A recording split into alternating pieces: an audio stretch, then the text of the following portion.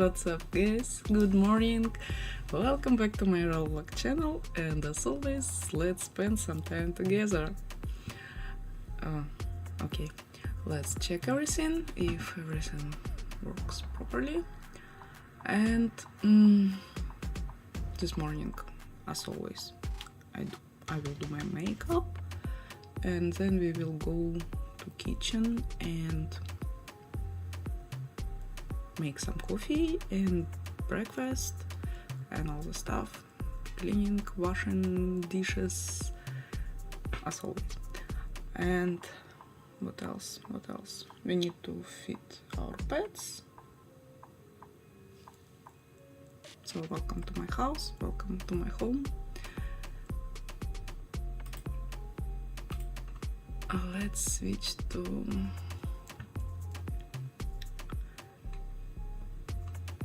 this. Let's watch some video meanwhile. I need to turn on the light.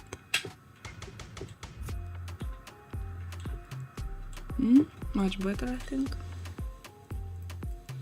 You can see me now.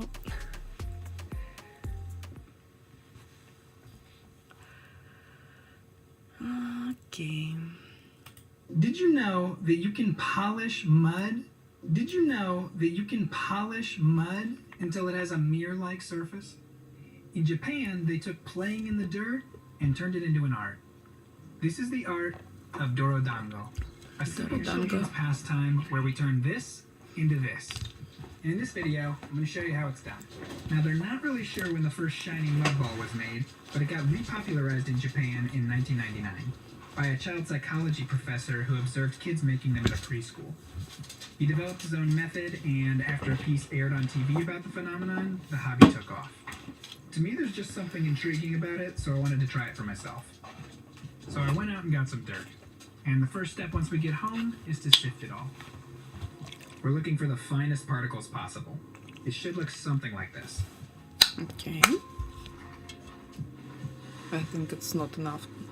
Now, being from Virginia, all we had around my house was red clay, so I also want to try one with that. And if you do use clay, you're going to have to mix it about half and half with sand. That'll prevent it from cracking when it dries out and shrinks. Since I've never done this before, I thought it was a good idea to experiment with a small one first. This measuring was totally unnecessary, but I started with 100 grams of soil and 35 of water. Your soil's definitely going to be different, so don't worry about it too much. I'll show you the consistency we're going for in a second. Spend some time massaging the dirt so everything's nice and homogeneous, and you should end up with a dough-like consistency. Okay. So add a bit of dirt or water as needed and keep working it. After that, you can compress it and shape it into a ball, and it should look something like this.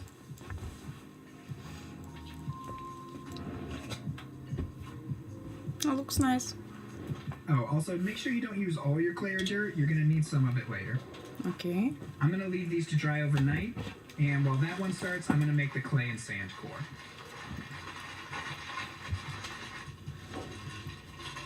Interesting way to play with mud. Literally. I thought of this after I made the cores, but for shaping and polishing, I think the finer the dirt, the better it's going to be. So I grabbed a coffee grinder and left a fine dirt film on everything in my apartment. In hindsight, I think I actually would have done this in the beginning and used this for the cores, but oh well.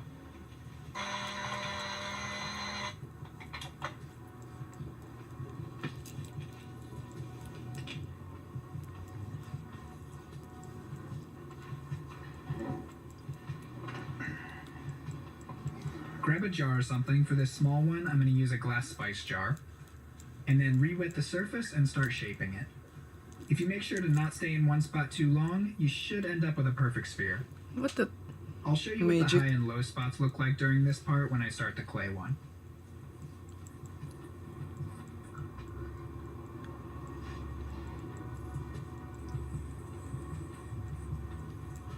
But the large particles.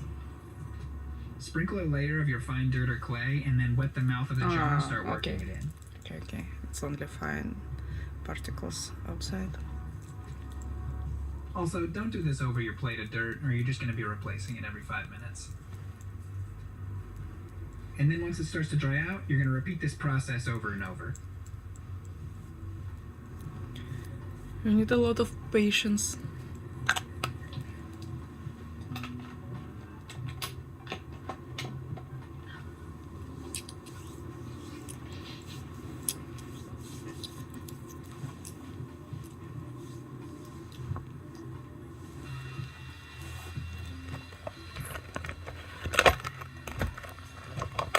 With this test one, I was just kind of trying to figure out how to get a smooth surface, and I definitely hadn't figured out the key yet.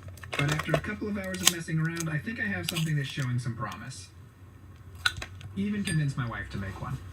But as you can see, there's divots all over it still. It looks cool, but not exactly what I'm going for. Okay. So the trial and error continued into the evening, and here's what we ended up with for the test piece. Polishing and polishing and polishing.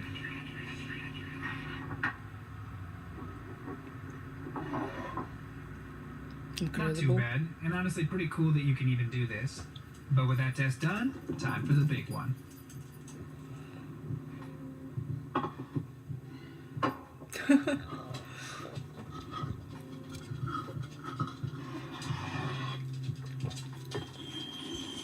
Oh yeah.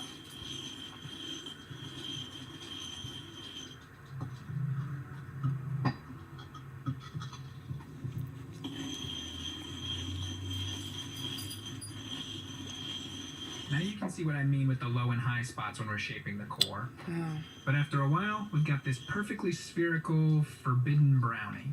And then it's on to the final challenge. Okay. All the bumps and holes just disappear now.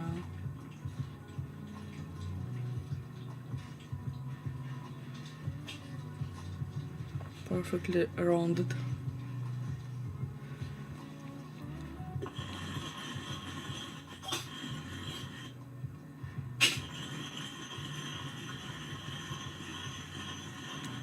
But surprise, surprise, following the exact same process, I was having the exact same problem.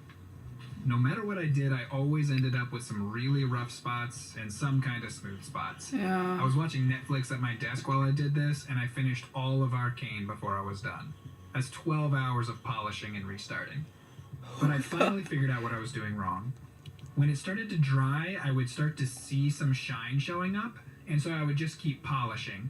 But it turns out it wasn't actually ready yet. All the low spots were never gonna polish away.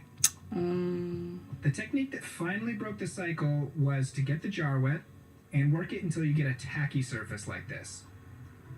Then sprinkle clay on any of the divots and gently rub them in with your palm.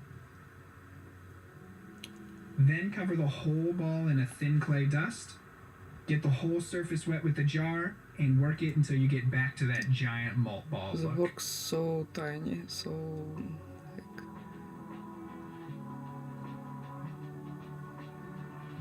As it's drying, you're kind of spreading that thin layer of mud to fill in all the imperfections. okay. And as Makes you sense. add layer after layer, those imperfections will slowly go away, and you'll end up with a perfectly smooth surface. I need to proceed with my makeup because I completely forgot.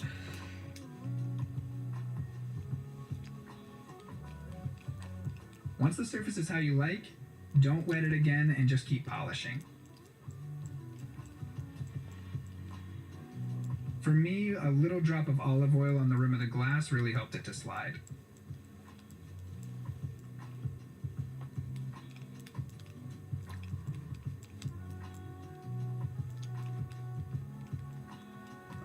Then a little polish with a cloth, and you're done.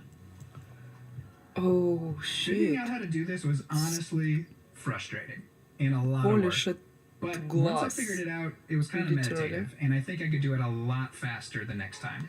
I think I'll definitely do another one in the future, and I really recommend you give this one a try. It's a fun weekend project. Thanks for watching, and if you liked that, go check out some of my other projects. It's great, man. I like it.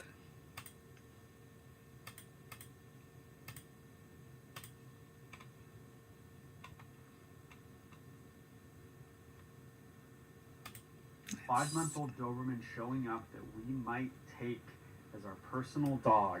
This is going to be the first time. I've never seen the dog, never met the guy. He's trying to rehome the dog to a good home. We're going to see how this goes. This dog is not perfect. He does not come from a perfect background. He does need to be good enough that not have such early life trauma that he can't be in the house with my children early on. Like, he has to be at least ready to do that. He has to be predictable. He's not going to be perfect, but he has to be predictable. Okay, here he is. Yeah. Hey, man. Yeah, he's never really seen people. He's walked into stores. Yeah. He's okay with Yeah. people. Hey, who's that? What do you mean never really seen people? Never seen people. It's okay. As far as I know, the breeder just kept. It's so Oh, frightening. before you. Before you, he's never seen people, but since you, he has. Well, I tried to, because I had to break a lot of bad habits. Yeah. You know, he would crawl on everything. Hi, buddy. So I'm not going to overwhelm him. So I haven't even looked at him to this point. Yeah. Because if we end up doing this, right, we need to start correctly. Yeah. You know? And he's not very food motivated, but, which is a bummer. Yeah. The ball, I don't know if you saw any of the videos I had just sent you. No. Oh, so he will retrieve the ball, you know, the tennis ball. I really wanted to see him run. I'm looking for the nature of this dog. He's 5 months. He's in a fear period. He's had 3 homes. There are going to be issues. He is going to bark. He's going to bark at me a little bit. There's going to be problems. But the big questions are, is he going to bite my children? Okay, number 1. And number 2, can he do the job of a helper dog? And can him and Prince get along? That's what we're going to find out in this video. That's what I'm going to show you. I'm going to break some things down that you might think are small, but I'm looking for the nature of him. Can he take a correction from Prince? If this dog gets to my house and I have to go through a solid year of these 2 dogs, seeing who's on top between them, and he thinks he's the top dog no matter what over me, over the other dog, that is a big problem. Plus, I was looking for a female Doberman. I wasn't ever looking for a male. This guy's intact. 2 males I'm of a big believer Doberman in in keeping dogs one intact. Can I household, and Russian it's, intact it can be Doberman, put him in a challenging. house with Prince and my kids and be Not foolproof impossible, and but be 100%? it can be I don't know. challenging. Time will tell. We will see. Can he follow the lineage of Bosco and Prince and become this dog that actually fixes other dogs? That's what I'm looking at right now in this dog. I'm looking for his nature. And that's what we're going to see, and that's what I'm going to break down for you in this video. I need to is turn on my this setup. dog has it in him. And he's really doing well with the winds. Most dogs with this type of wind and the trees moving this much would be a little more tripped out than he is. Yeah, That would almost be normal for 5 months to be tripped out, and he actually isn't. Toma, I know, buddy.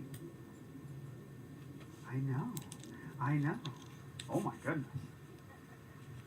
Get her. You're gonna get Laura? Laura's nice. Alright, so we gotta do the Prince meeting.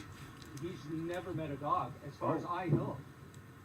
Never met a 5 dog? months old, never met a dog. 5 months old. And almost no Really? breeds. Never Don't know met a the dog? breeding lines, don't know the genetics. What if I were to How tell you can I do were it? to take this dog and I were to turn the It's even cameras on, possible. and I were to document for you in my brand new puppy People, program what are you what it's doing like to with raise your a puppy, pets? go through the trials and tribulations, show you his first walk, show you his It's first so time to restaurant, sad. show you how I, Joel Beckman, train a brand new helper dog to be just like Prince. Everyone says they want a Prince. Now's your chance. Go to beckmanpro.com. I have launched the new puppy program. beckmanpro.com. Spoiler alert. I do take this dog, and I've been making videos with him so that I can show you, if you have a new puppy, just to train your dog exactly how I train this dog, and then how you end up with a Prince. You get over 50 videos of Never basic seen a routines, dog. how to reduce unwanted puppy behaviors like nipping, jumping, barking, stealing, tearing things up. My age-appropriateness philosophy on basic obedience and loose leash walking and recall, and I give you timelines, and I show you my unique way to raise happy, confident, and well-trained dogs, and it's been proven with you seeing Prince, you seeing Bosco all over the internet. I'm going to show you and talk to you and explain to you exactly how you do the same thing with your new puppy that I do with my new puppy. I take a lot of dogs. I take 8-week-old dogs and show you potty training, and then I show you the more complex things with an older dog. I show you everything. People always comment that they want a dog like Prince. Now's your chance to actually see and follow the process. I love Dobermans, but the breed have a lot of genetic troubles nowadays. It's my favorite breed, but before, So now he's meeting in 2000, Prince for the first time. You're going to see this process. in millennium, in 19th, it was great breed. But nowadays it's harsh to find a good dog. Why are you barking so hard?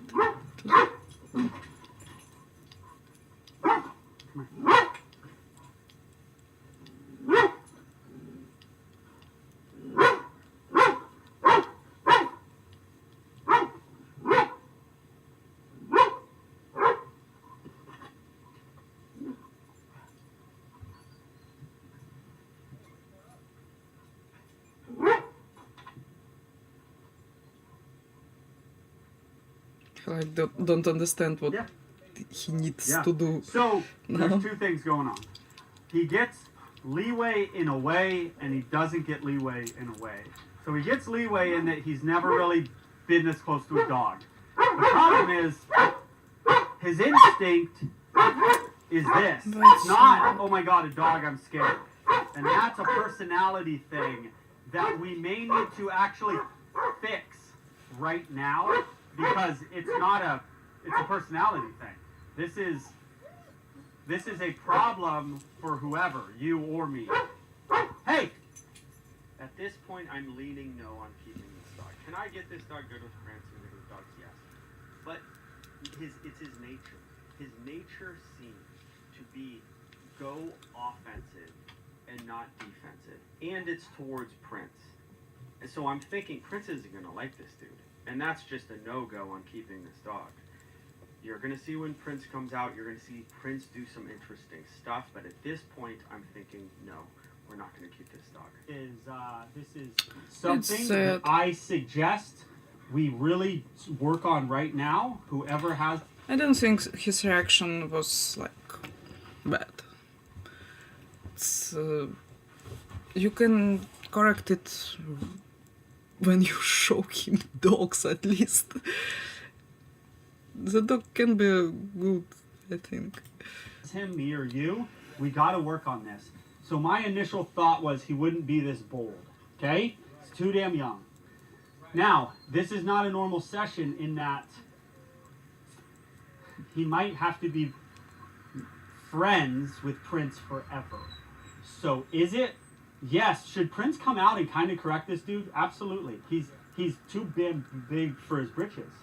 You can't be this way. So he's too big for his britches. This dog needs to be the boss, and it will always be that way. And I don't know. but he needs to not ever be scared of Prince. And we are in a little bit of fear. There is some fear here, but it's trumped by his boldness. You have an anchor to run away, bro. If you're scared, run away. He's like, no. And he's like, best defense is good offense, or just pure jerkiness on his part. Either way, it's not great, but I don't want to also overwhelm him and hurt their relationship. So it is a pretty strong. Yeah. I feel No, that's strong. for a person, this is Hey! Barking. Move, Laura. It's enough. and he does snap at him. No, he does. He does. He needs slow and steady, but he has a personality situation that needs to be addressed slowly and clearly. And he needs a lot of dogs, and he needs the person to do the right thing. He needs the dog to do the right thing, or else, like if you were a client, I'd be like, we have a problem, in a year and a half, you're gonna have a problem. Well, see, that's why I mean, now we have a problem, but he's young. Okay, year and a half. I'm a contractor. Hey! Great response to the correction. He leaves. He's gotten a couple corrections from me at this point, and he has understood them. That's what you want out of a dog. You don't want a dog who goes, I don't care what you say, dude. I do what I want to do. Just lack of Go ahead and let Prince go. like Yeah. training wise. He don't know why he need to listen you. It's his life. Why he need to listen you? Prince corrected It's him. bad. That was that noise. That It's was really not bad. him. That was Prince correcting him. This is where we figure out what this dog is made of. It's awareness. Where we figure out if Prince likes him. Where we figure out if we can take the dog. His tail is wagging. He respects strength. Prince gives off strength, and that's all he respects. He was bad up until that correction. I did not think I was going to keep him up until that correction. And not just because he's a tough dog or he's a bad dog. Because this isn't bad, by the way. This is half play. And Prince doesn't mind it. So I didn't think I was going to keep him up until a few seconds after Prince corrected him. And he got the point. And now I'm just like, they're great together. Nothing is going to happen. Mainly because Prince likes him. I don't know why Prince likes him. To be honest with you, he said, well, Joel, he's obviously a good dog. I don't know, if someone screams at you, if someone, Prince is a master of body language. He's a master of character. He understands the dogs better than me or anybody listening to this. And he knows something about this dog that says he's a good dog, even though he's a lot. Prince knows he's a lot. But he likes him. And even with all that barking, even with all that stuff, Prince just gave him one correction, and this dude fell in line. You heard me yell at him, he fell in line. Me grab him a couple times, he fell in line. He needs it. He respects strength. He is strong, but he respects strength. He respects fairness. Prince and I respect strength. We respect fairness. I liked him right away. Okay, does Prince like him? If Prince doesn't like him, we can't keep him. Then the second thing is, okay, do I trust him? Do I trust him with the kids? That I don't know yet. Well, I do now, but I didn't know at this time. But based on his people stuff, I was pretty confident I could trust this dog. Based on his breed, Dobermans are family dogs, all that. Giving Prince some love. Prince has done an amazing job. He needs love. And then can he be a helper dog? That was a big question, and at this point, I'm not 100% sure. Will he ever be Prince? Will he ever be Bosco? That I don't totally know. But he's better than Prince in a lot of ways at this age. He might be better than Bosco in a lot of ways at this age. They're all different. He's going to bring his own set of skills to the table. There's a little half hump, half play move. Now I'm testing prey drive, of which he has. You can't tell from this video, but he has a prey drive, and it's pretty rough in the Beckman Puppy Program and the Reducing Behaviors program that will come out soon, the Reducing Behaviors program. I document his difficulty with prey drive and his difficulty with cats. We have 2 cats. It is rough. It is getting significantly better. I've done multiple sessions. I have the cameras on. I talk about all the principles of reducing such a difficult behavior like cat aggression. It's just, in many ways more difficult than dog aggression. Yeah, Dog on dog that's aggression. true. So, how's he look to you? Cat aggression I is took him. really You know hard that by now. correcting thing. He's an awesome dog, and now you're going to see a slow motion video of something that's kind of exceptional. Watch this jump over. Okay, Much you might worse think that's than not a big deal. Dog You know how aggression. many dogs I've seen take their back legs and run them into another dog? Princey is even waiting for it, and it doesn't happen. Look at he takes his back legs and he clears Prince. There are jerky dogs that you can see these subtle things when they do a move like that, and they take their legs so and they funny. hit the other dog. His face And just- Prince was expecting that, and then he cleared his legs. He said, I don't want to hit you. I don't want to hurt you. And his back legs by a millimeter cleared Prince, and he didn't have to do that. He could have made a point to say, I'm big, I'm tough, And I want to let Prince know that. And he didn't want to let Prince know that because he loves Prince. And you're going to see on all my social media, you're going to see the little brother relationship between these two dogs that is actually amazing. And I love it. And you're going to see all that in all these programs, and you're going to see that on social media. Prince likes him. That's a big deal. Prince likes him. Prince is going to need to correct him at some point, and he's going to need it. Yeah.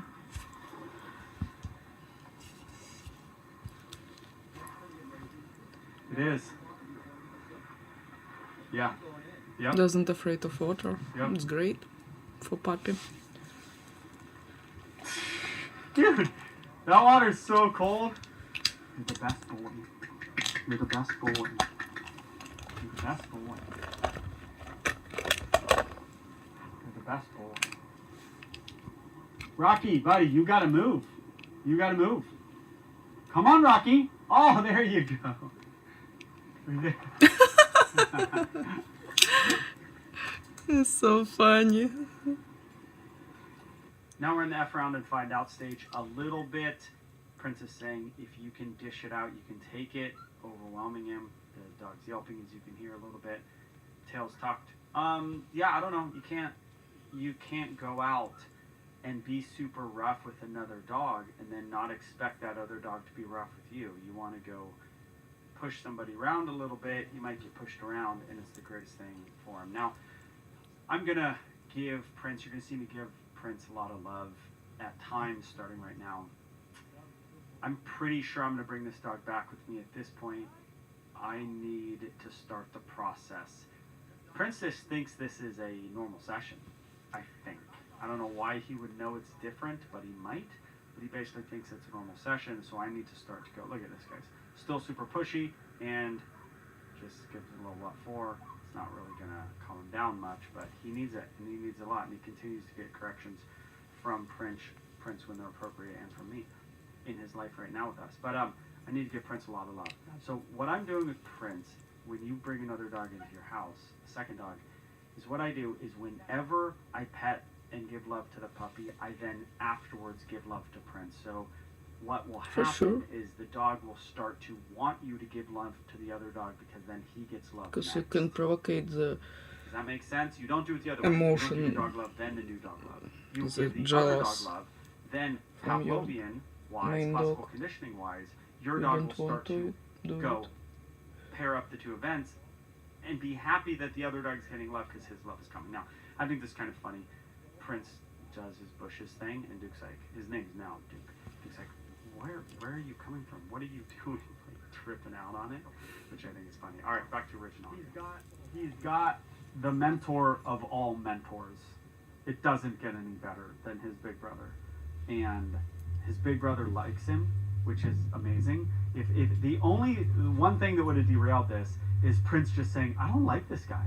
Right. Or I have to constantly correct this guy. I wish Prince would have corrected him a little more, but it's actually, in a way, it's good because Prince is saying, I like him. Yeah, he's a lot. I like him. I've had young dogs, and Prince is just like, hell no, young thing. And that's good too, but like, he really likes him. Actually likes him. You good? I'm good. You comfortable? I feel good in your hands. Okay. Nobody else I would do this with. Yeah. Just like you were saying, you know, customer job. You know. Yeah. And I felt something about you. You don't know what it is, Yeah. but Yeah. I felt very comfortable. If anybody was going to take him, it was going to be you. Yes. That's it. Nobody else was going to take him. I was just going to bite down and deal with him. Yeah. Well, I appreciate it, man. Okay. We're Yeah. excited to have him in our lives. Thank Me you. and the whole family.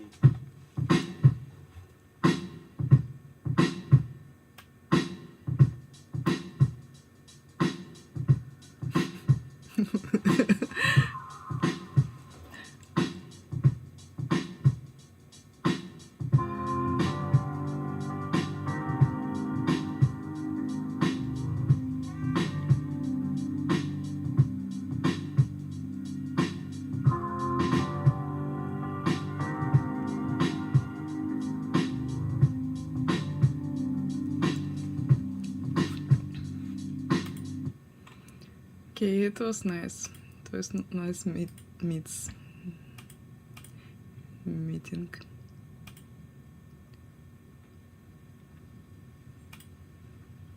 All right, so check it out. We've got two different Greek tortoise species here. This one is Testudo greca ibera, and you can see you've got a ring here and then a little tiny embryo. So this egg is newly into development but fertile. So is this one. So is that one. This one as well, and you can really see the embryo there. A little tiny embryo that will turn into a tortoise, also fertile. Also fertile. And we've got a home run in that Ibera clutch. All of them are in development. Now these four are the first known Armenian Greek, Testudo greca armeniaca, to be produced in the USA, here at Garden State Tortoise. And look, these are just about ready to start hatching because, like I said, you can't really see much in the egg. Now this baby is a little bit down so we could see the shadow and a bit of the veins. But this is what I was talking about. These eggs have gone dark because the babies are big enough to fill almost the whole egg. And baby tortoises hatch pretty much folded in half. It's really cool. So hopefully in the next video or two, we could show you these guys hatching. And that's going to be an awesome first. Hatchling pens. Getting started with them for the season. We have some tortoises and even box turtles that are of a good size to put outside. We didn't start them out here, but I actually prefer to start them outside because the more natural they can live, the better. So I'm going to work around that. I've got my area lined up, and we'll cut some wood. Talking to Danny Mendez over at Popcorn Park Animal Refuge because yet again, they've got a rescue of turtles and terrapins for us to take in. So we're just making plans. I'm trying to find out if we're going there, if he's coming here.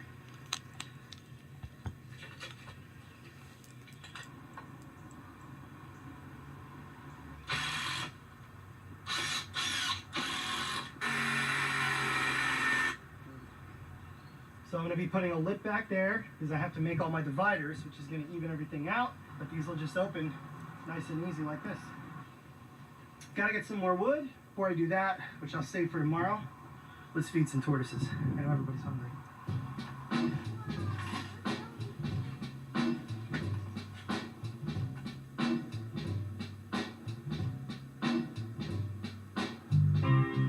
Romaine lettuce. There's a lot of controversy in using this as food. This should never make up the staple diet of a tortoise, ever. But it's a great additive because they get a lot of water content from it. And when you're going through this prolonged drought that we keep having here in South Jersey, this stuff is actually beneficial to them. But keep in mind, our tortoises are browsing and grazing on all these other natural edibles all the time. Plus, when we do add food to their diet, we're offering other greens, not just romaine lettuce. So this stuff, definitely good to use, but not as a staple diet. For sure.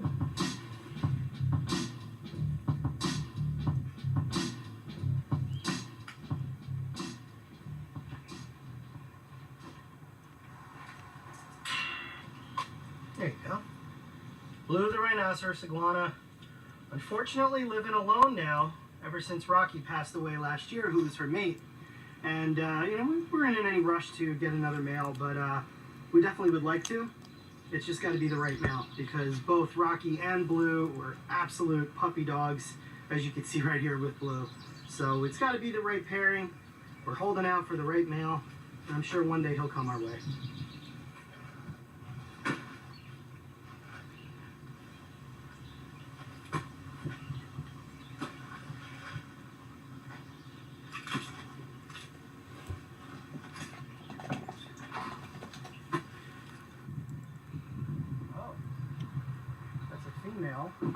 Doing that to a male. What that means, folks, is that she's becoming territorial and dominant. She might be carrying eggs.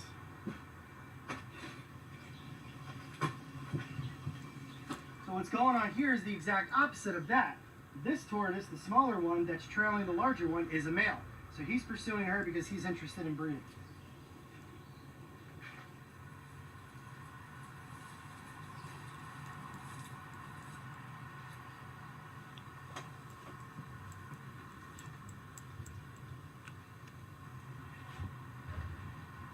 Fucking dino.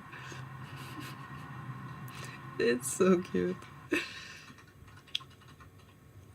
So there's a lot of moving parts today, and that's because of the time of year we're in. It's May, which means the tortoises have officially entered their nesting season, and I have to constantly keep tabs on them. We do have camera systems, and Casey and I do our best to try to keep as much of an eye on the animals as possible, but if you know an animal's behavior, especially a species-specific behavior, then you kind of know what to look for. Right now, the sun just came out after having quite a few days of a lot of rain. The rain is good. It's good for the plants. It's good for the animals, too. But right now, I'm not seeing too much activity, but you still have to keep tabs, because if an animal really needs to get the eggs out of herself, she'll do it even when it's kind of cooler. It's starting to warm up. There's a bunch of tortoises that are eating, but what you look for is restless females. The females will start pacing, something that they don't normally do because they're very content in the enclosures that we've made Because for they're them. looking So for they'll pace and place. pace and pace, or you call it marching. They will start ramming the males and ramming the other females, mounting the females, and that's because they compete for the best nesting areas, so they start to feel territorial. I'm not seeing any of that right now, and right now we're right here at the Ibera Greeks. Testudo greca ibera, the Asia minor tortoise, is a very aggressive species to begin with, even though they do occur in colonies and groups safely. But the second I start seeing these females doing that, I know something's coming. And I do know it's coming because we have gotten the first few nests from them already. And it's the same thing with the marginated tortoises and the Hermann's tortoises. When it comes to our leopard tortoises, they're a little more peaceful about it. You'll just notice a female starts digging. They don't even really become all that restless. So again, it comes down to species. Right now, a lot of basking going on, but as I said, a lot of moving parts. So I got to keep tabs on these animals, keep doing rounds around the property to see what's going on so I don't miss anything while I put together these hatchling enclosures. So let's get back to that.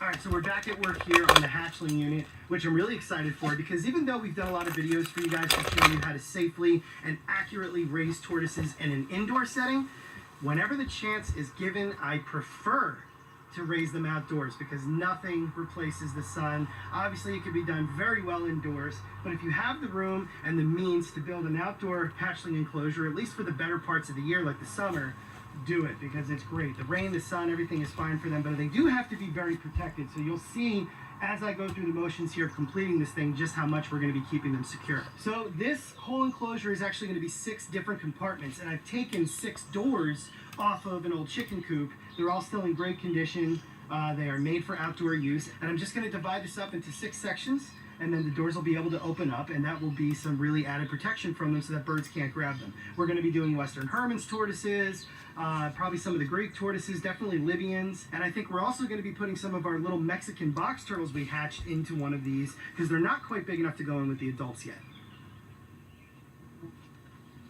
It's my dream living in a place like this. Rescue time, because never a dull moment here. You guys know. And animals from everywhere. Buckingham Park Animal Refuge. He's got another bale Someday of I turtles will for buy us a that are in need of large homes, so let's part check out and see what he's got. of, like a large lot. Yay! We have a We'll plethora. do We have something everything like from this. 35 Maybe not about red only, slider to maybe not very about famous only here. like turtles, or it will be fish, birds, mammals, to insects, a lot of animals. That have been taken home. The majority of them are sliders. There's one massive diamondback terrapin here. Really? That, yeah, she's been in captivity for 20 years, kept Wow. completely in fresh water. Okay. So you can imagine how jiggly she is. Yeah, she's gonna be overweight. Okay. Alright, so what I found interesting in a lot of these were that they were kept for multiple decades. There's one animal here that was around for over 30 years and was left to his sister when the original owner passed away from cancer. So, yeah, this is very typical of the babies that people pick up, and this batch has a surprising amount of older animals in it. Yeah. Some really old ones, like this one right here. That is a melanistic male. So that's a red-eared slider, even though you can't really Oh, it's see so his red dark. ears anymore. And as they Melanistic. age, which, I mean, he's definitely up there, they turn almost entirely black, and they lose all those classic It looks markings and gorgeous. colorations that, you know, you could see like what this one right here has. just a sign of extreme age. Still a healthy turtle. And these are overall a very hardy species. They live a long time, and then they end up needing homes. And this is not even that bad. You know, we've taken way more than this in one shot. Let's pull these guys out. Some smaller ones here.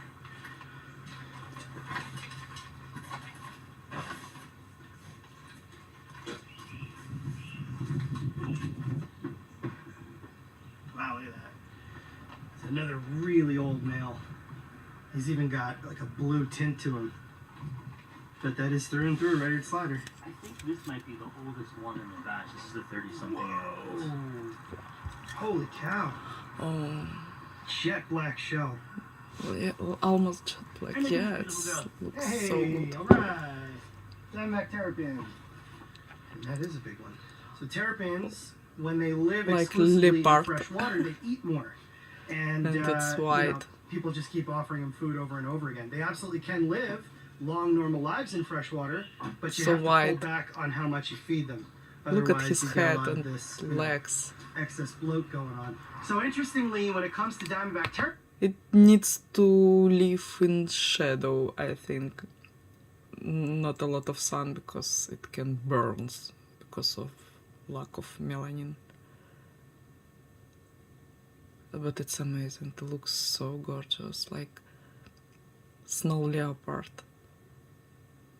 Love it. these are the only truly endemic species to the salt marsh systems. So all the way down the East Coast and around over to Texas, there are different subspecies of diamondback terrapins, and they occupy tidal pools, bays, estuaries, and salt marshes because they have a salt gland that allows them to live in those brackish or salty environments. Again, they can live in fresh water, but when they live in brackish water, they know that they can't safely constantly ingest that much salt, so Yeah. they eat less. It's And a they will main also point. drink from fresh water at the top of the water that they live in when it rains, or they'll leave the water to go drink from. It's about any animals who supposed to be live in brackish water, who supposed to be in seawater, who supposed to be in fresh water. It's really depends Puddles, they'll even drink off each other's backs. of their water digestion. So they do need fresh water, but when they're kept exclusively in it, they eat more because they're not ingesting that salt. So they just keep, they're like a Pac-Man. We've got some boxies. Now, this is interesting. You have siblings to these two. Yeah. This woman had these living in her yard, and they were buried down, so she didn't find them last year. So she found them this year. Okay. So these two have been in captivity for a long time. The majority of these were all just picked up along the way as pets, and then we didn't have any locality data on them. This one's a little older. She's been at the refuge for a couple of years. She came to us as a chew toy. Oh, yeah, okay. So, interesting facts about box turtles like this. A lot of people wonder why they can't just go back to the wild, and that's because people pick these animals up. They have them from a long time, or sometimes they're passed down from the original person that picked them up crossing the road, or finding them at a barbecue crossing somebody's yard. And without locality data, they can't just simply be let go. However, in recent times, Fish and Wildlife agencies have been working closely with other organizations to obtain blood work to learn genetic backgrounds on these turtles to see if they can potentially be released once they see what their blood is compatible with. And they also have to go through disease testing because while these animals may appear very healthy to you, I don't know, it looks like it's broken. guys, that does not mean they are not carrying something silently internally that could affect a sensitive wild population that has never been It's like broken a bit. exposed to anything before. So these animals can't, oh, it's a box turtle, it must be from somewhere in New Jersey. Yeah, maybe. But it can't just simply be let go here into this wild population of box turtles because that could be detrimental. So, again, the wildlife agencies are working on trying to find a way to rewild some of these turtles that were clearly taken out of the wild. And I know that there has been Red some eyes. success so far with that. So But cute. time will tell. Oh, It's our usual red airs So, tortoise. told you we had nesters. Somebody was just nesting right here. Who was it though? Hmm, Ah, interesting. female Eastern Hermann's tortoise. She's right on schedule to nest for the first nest of the year for her. She hit this. She hit a root, and that stopped her. See, she's got the rest of the root right there. Those are the kinds of things that will stop them from nesting. Nothing to worry about though. She does know the pen well, so she'll find a better area. I'm actually shocked that she picked this anyway. She picked the entrance to the cold frame greenhouse, which is not smart because even though conditions in it are good, other tortoises are going to keep coming in and out. So she would probably never get through the entire process of nesting, which can take an hour or more, without somebody pushing her out of the way trying to get in or out. So we'll keep an eye on her. Let's see if anybody else is doing anything. I don't know if these are from hiding or digging.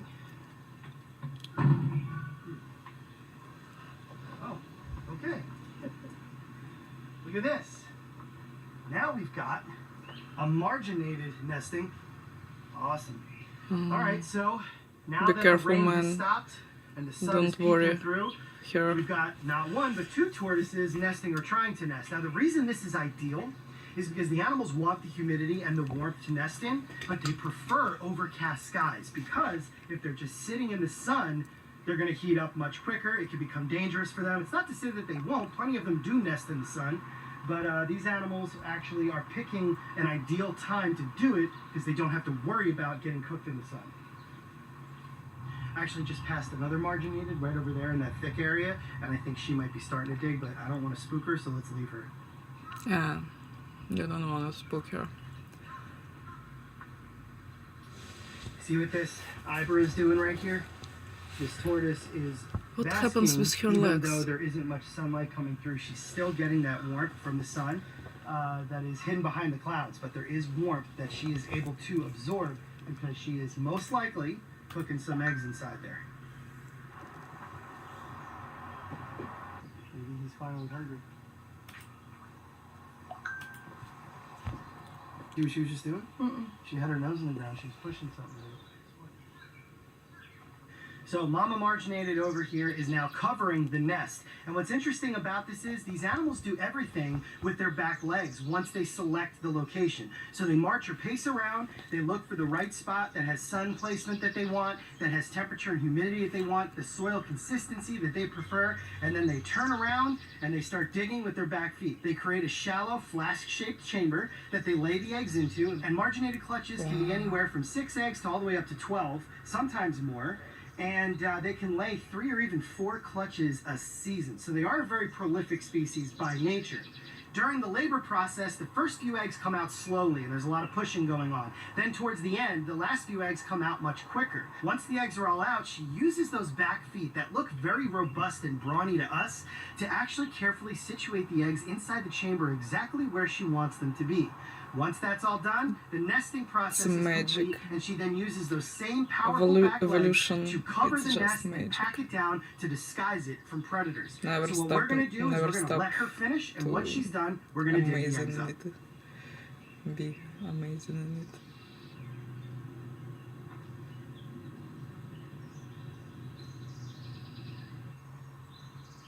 Actually, I've never seen I'm always before at the mercy how of the animals, which is the awesome. process It's what we do here, but going I have on. to stop building this now because the vibration of the power tools and my presence is going to disturb a Western Hermann's tortoise that literally just picked a spot right next to that little boulder, and she's backed in, just like I was explaining other tortoises do, and she's starting to nest. So I got to stay out of her way.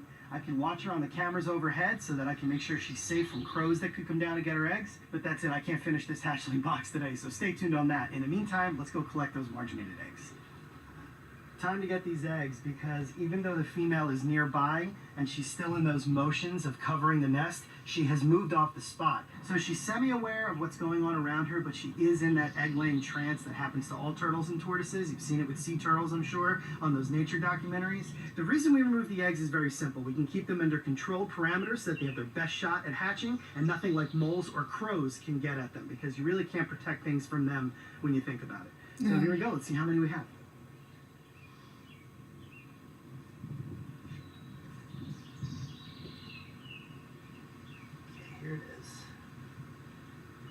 Ooh, they really pack them in there.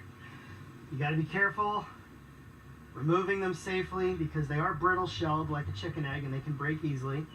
Look at that, there you go. There's your first little round marginated tortoise egg because this species does typically lay round eggs. And they're also pretty small when you think about it. It's a lot so of tortoises, round. in fact, the species that lay less eggs in a single clutch lay pretty large eggs.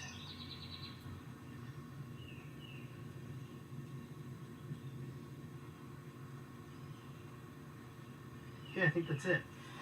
1, 2, 3, 4, 5, 6, 7, 8, 9. So a nice typical size clutch, her first one of the season. She will probably have at least a second, possibly a third, possibly even a fourth. Now what we do is we take these eggs, we clean them off, we mark them with the date with a pencil, we put them into artificial incubation, and in about 55 to 60, maybe 65 days, we will see baby marginated tortoises come out of them. Fun little fact for you guys, tortoise eggs can be rolled after they've been laid. So contrary to popular belief, they can Really? move around and roll a little bit as long as they don't crack or yeah, break in any for way. sure. Because the danger of them rolling doesn't set in until the eggs actually start It's not incubating the and birds. developing. So right now they are safe for me Actually- to move around. I will clean them off and everything to get them ready for incubation. Birds' eggs need to be rolled every few hours, but reptilians, it's another. But let's do that, and let me show you guys where all the magic happens.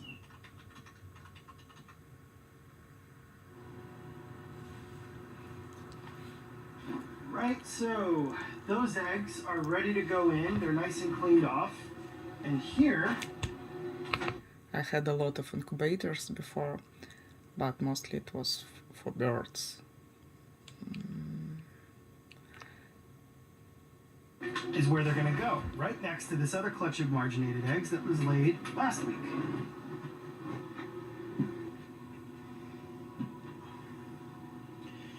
The eggs are being incubated at about 75% humidity and at 89.4 degrees because we want to try to influence the production of females. And this is moistened organic vermiculite. It's used for plants. You can use it for reptile eggs. It's actually an age. And actually temperature don't touch the sex of birds. It's only for reptilians. Old medium used for incubating reptile eggs. And even though there's a lot of new things out there, which I use also, I've never had a problem with this stuff. So if it ain't broke, don't fix it, right? Now these eggs are into development, and you'll notice, hopefully the camera picks this up, you notice that the new eggs are kind of a pinkish color a little bit, sometimes leaving a little bit of a yellow tinge to them, compared to the eggs that are already into development, and those are now a beautiful white. That's because if an egg is fertile, the egg actually does something which is called chalking. The embryo starts to draw calcium from the eggshell, and the egg turns all white. And then when you candle them, you could start seeing things like veins and eventually an embryo. And then once the tortoise is fully ready to hatch, the egg goes completely dark. And that's because there's just simply no room left in it to see anything. So all I'm going to do is put the date on here. That's all I need to know, because the only species inside this container is going to be marginated tortoises. The eggs just get placed on top instead of It's fully a lot of buried. future You don't want them to get torches. overly moist, because that will cause the eggshell to crack. And I'll mark the date on the final egg too, so that we know It's a lot of that was the full life. clutch laid on the 15th. Just shift these a little bit here. There we go. So now, put the cover on, put them back in, see if they're fertile.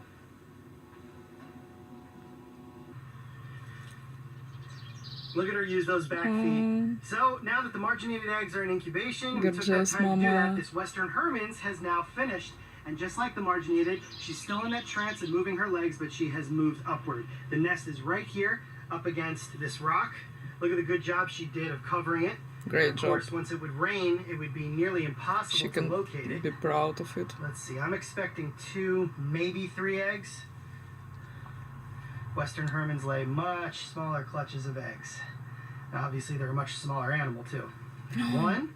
So You can also large. tell these are Hermann's eggs because they are oblong. They are not round like the marginateds.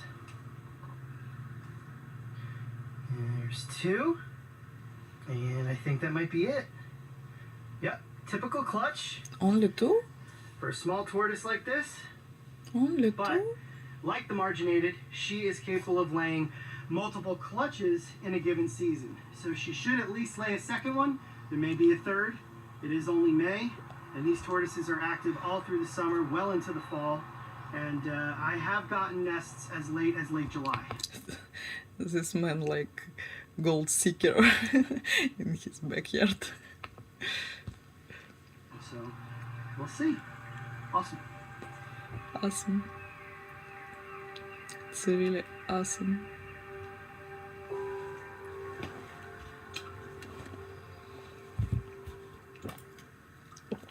Okay, it was great.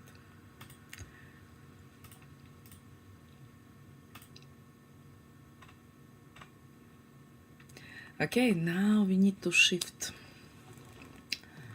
to the kitchen because it's 8:30 a.m. and I did nothing.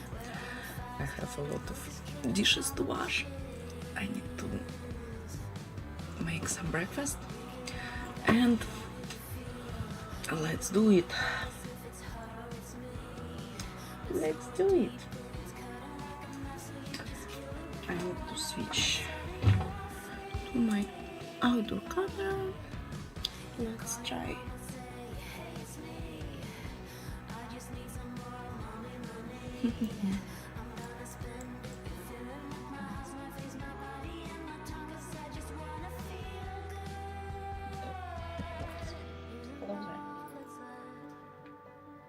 Let's feed my pets.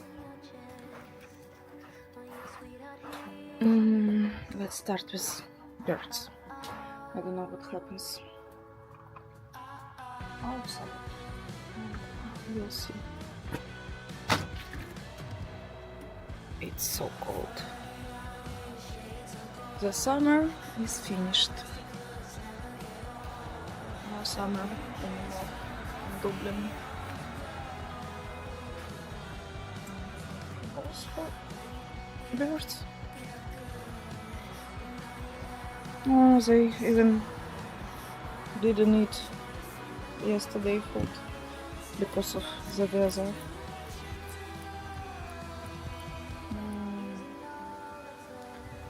Let's add some grains and peanuts for small birds, because this one is for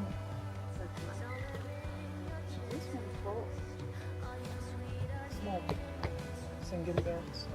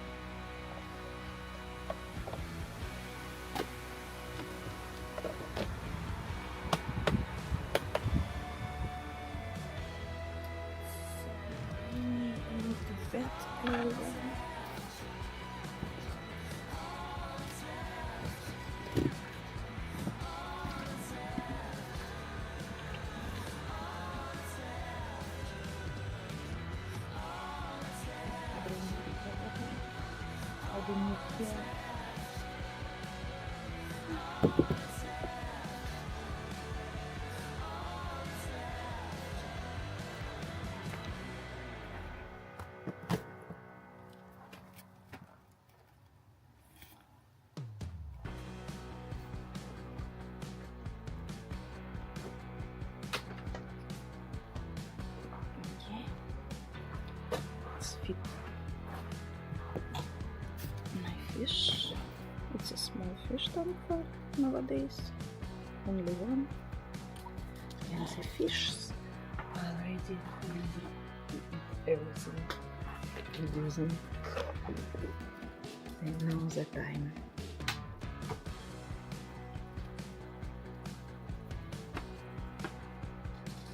Bon appetit, my pretty fishes. It's a lot of fish for this fish tank. Okay.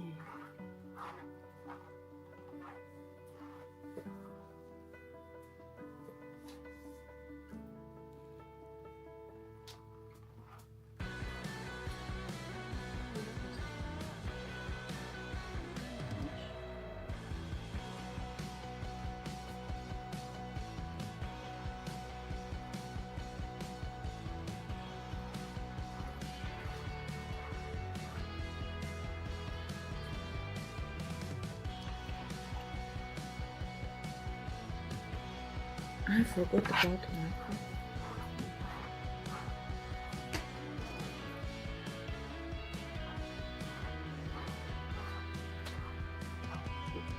Let's connect. Okay. I think it will be much better now.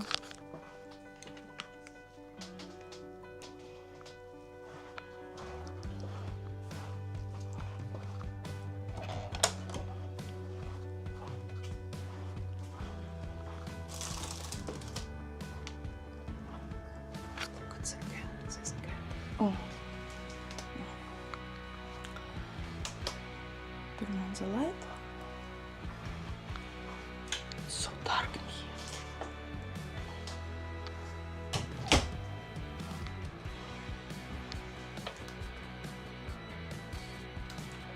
here.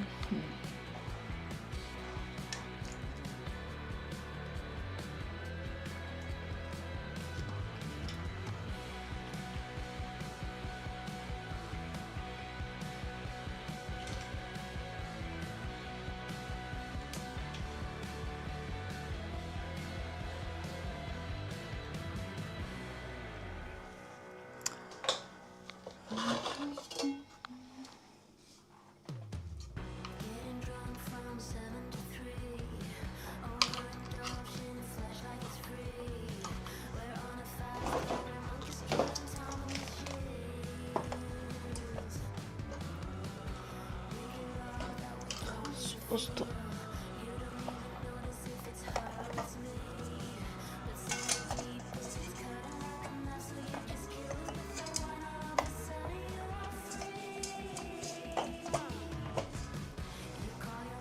Let's try this way. Okay.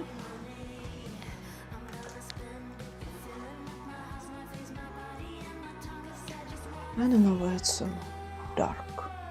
Still dark.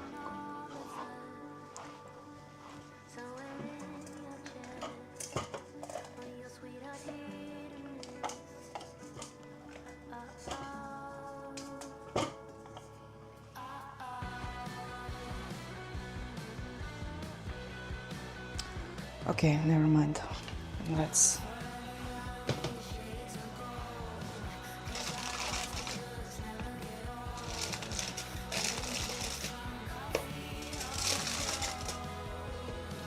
It's for later, maybe for lunch.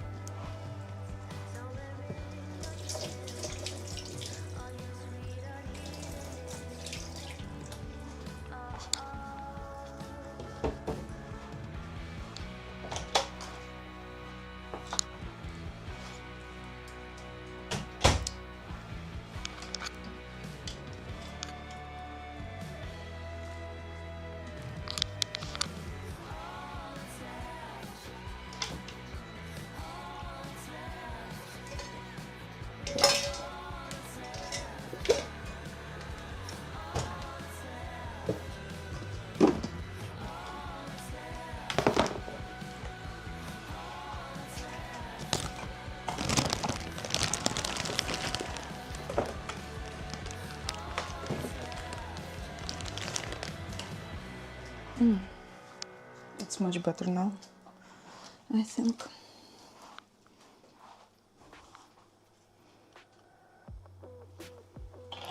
Okay.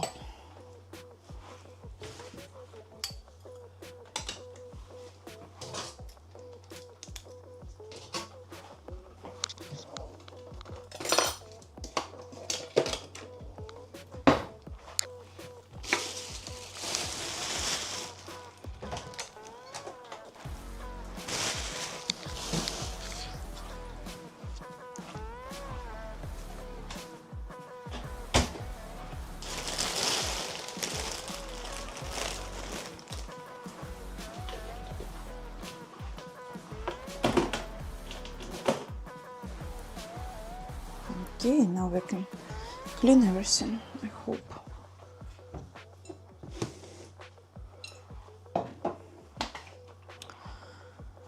Do.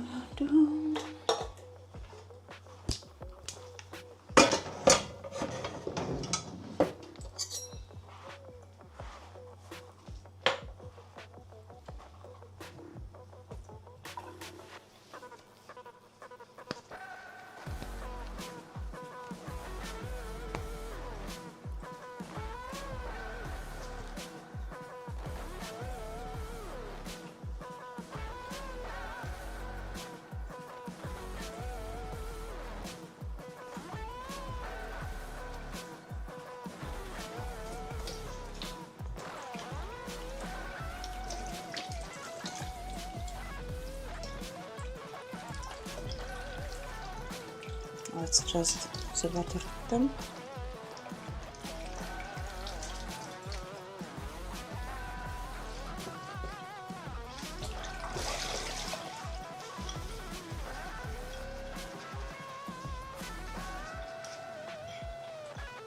I'm a bit blinded by the light, it's too bright.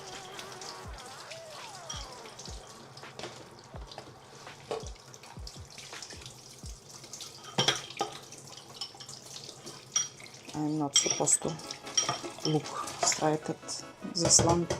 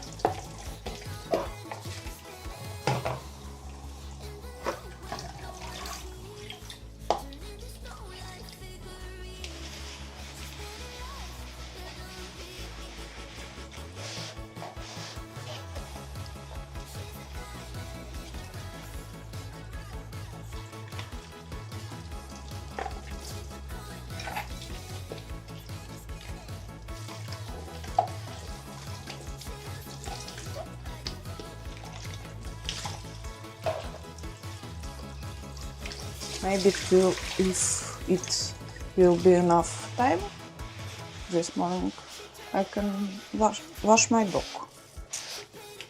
because she needed.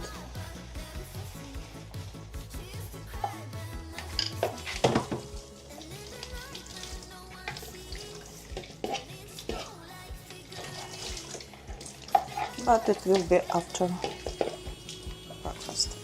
I don't know actually if I need to make some breakfast because I have flashlights in my eyes. Because I have oats and it's pretty enough, I think, for breakfast. And we have leftovers of chicken for lunch. And it's pretty enough too, I think.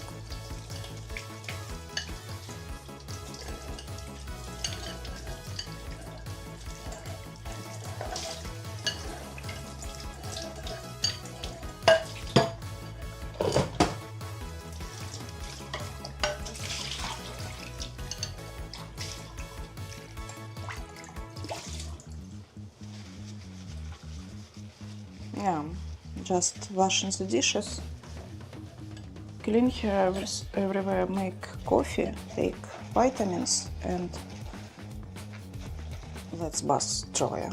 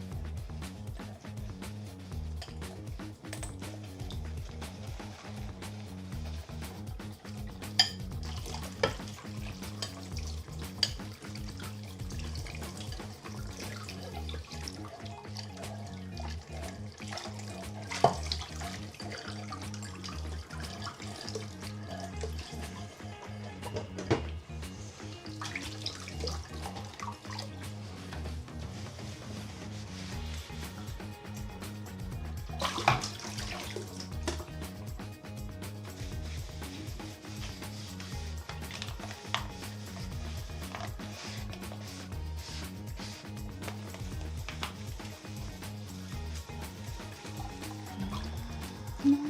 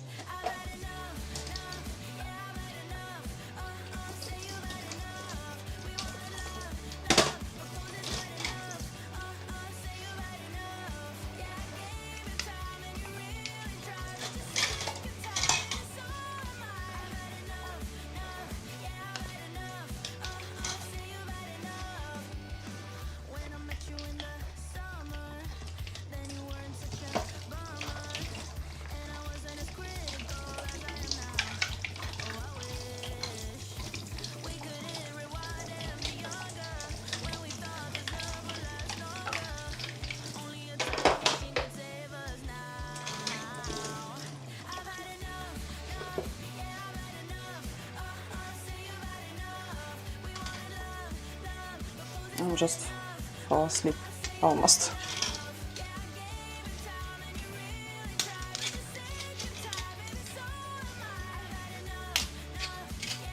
I want to go for a walk, but the rain, I'm not sure.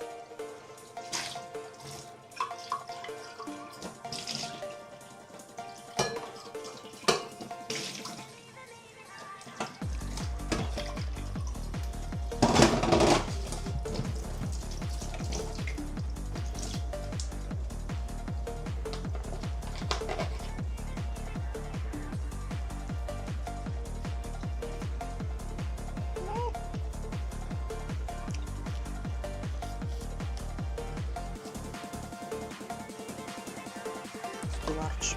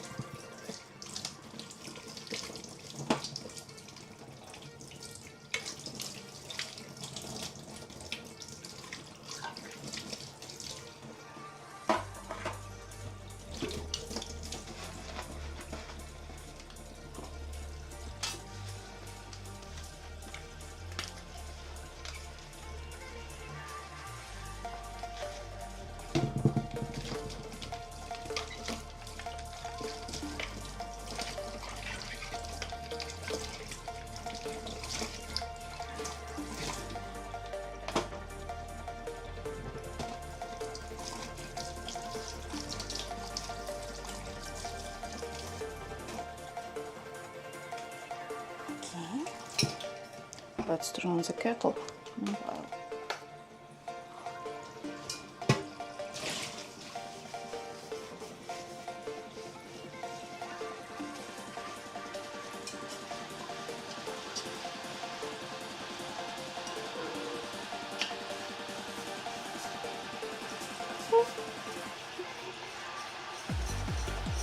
Good morning, said me, Garmin.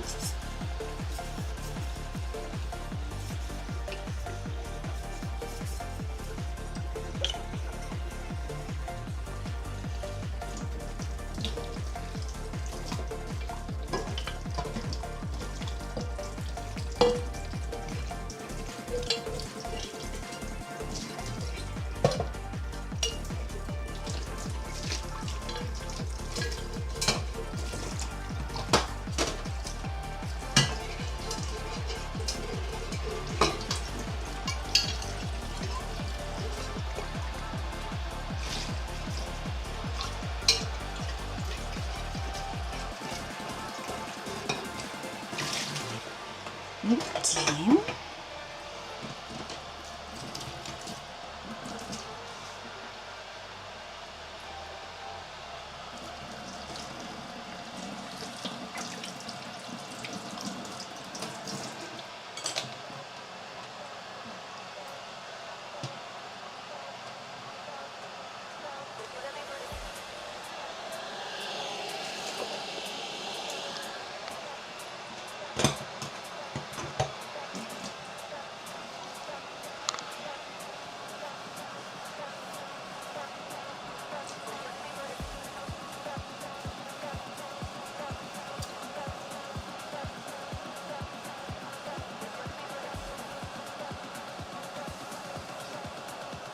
nice and clean.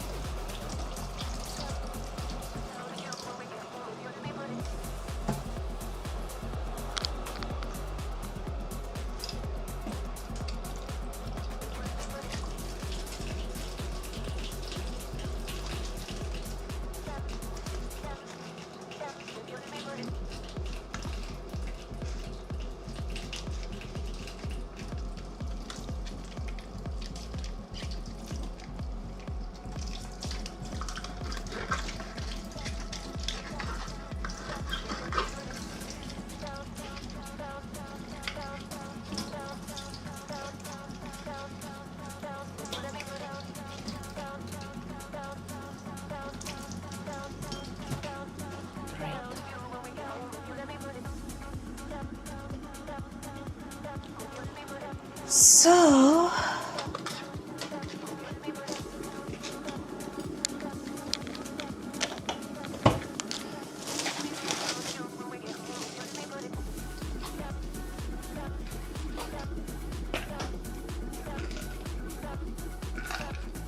let's take my vitamins.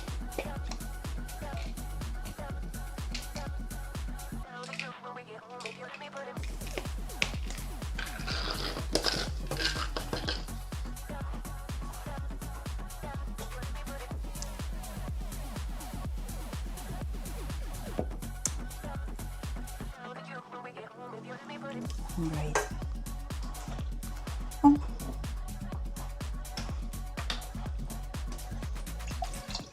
Let's wash it too. It needs to be washed too.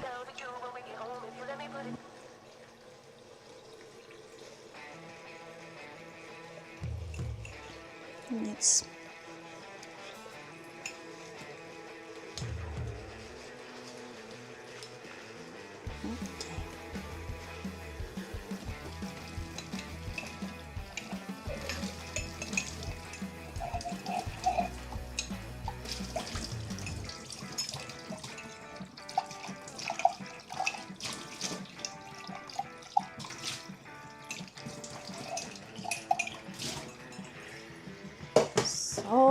So that's it.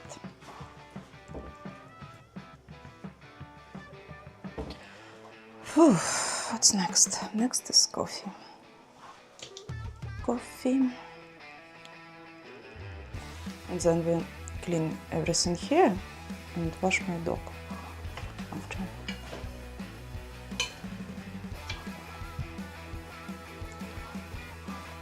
Sweetener.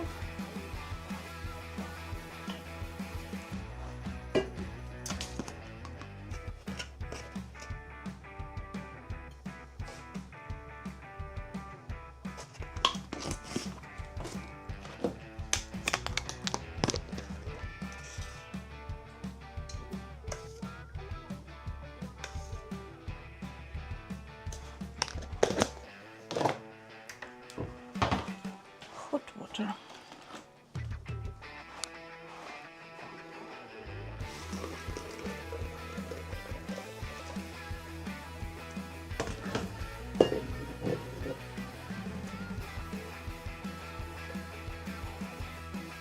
Dissolve it by mixing.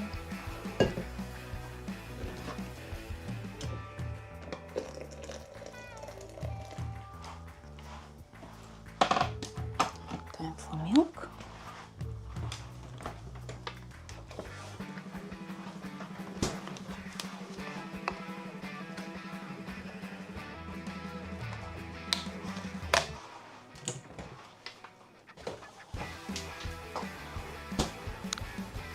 And cold water.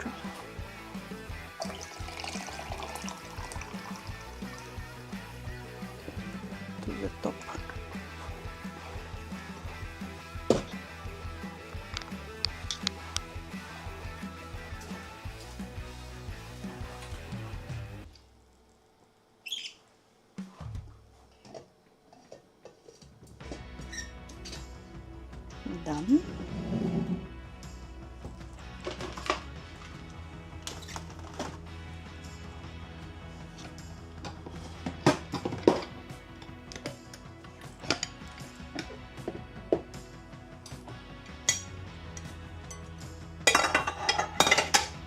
A bit of Tetris.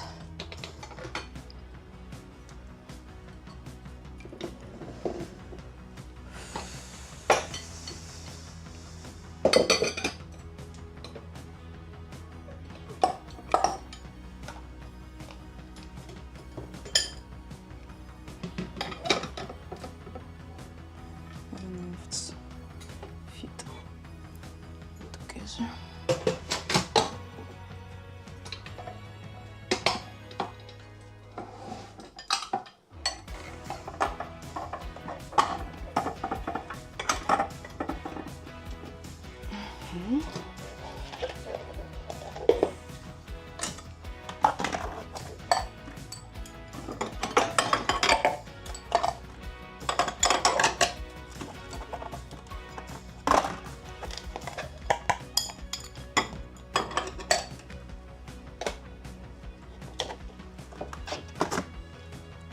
Ooh.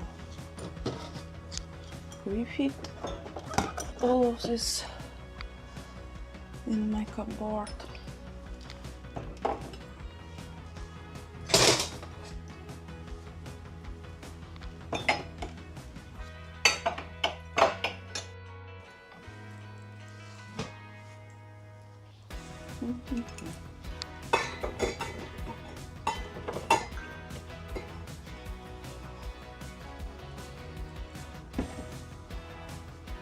Thank you for follow.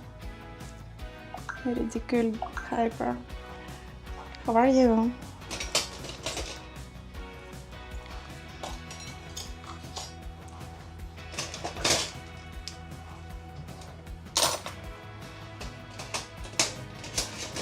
Hi. What's up?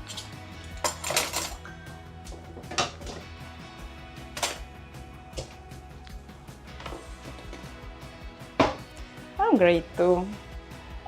It's early morning in Ireland and I do my chores and I'm planning to wash my dog now.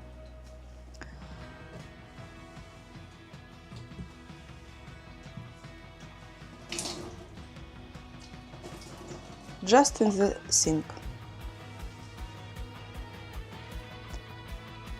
Don't ask to ask, just ask.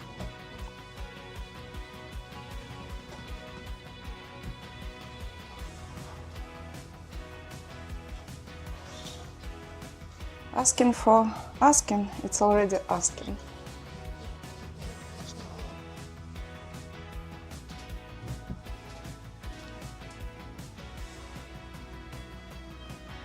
Okay, nice and clean.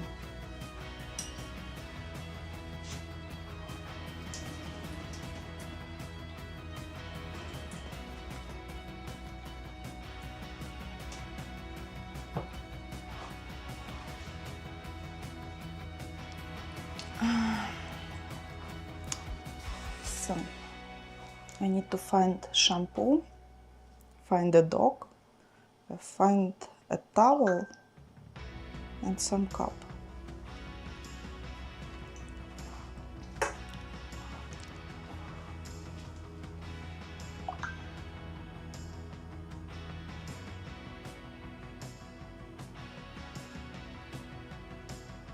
Yeah, it will be.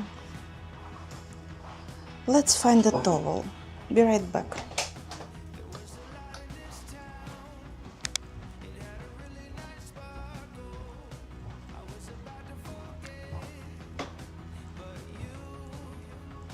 Where is it?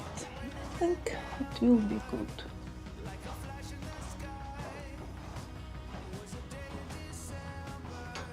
So we need to find dog shampoo.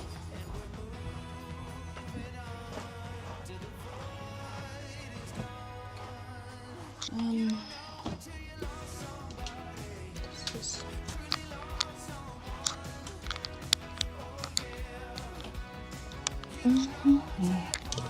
here you are. leftovers of shampoo. We need to finish it. Да, Трой? Будешь купаться? Ну, давай купаться.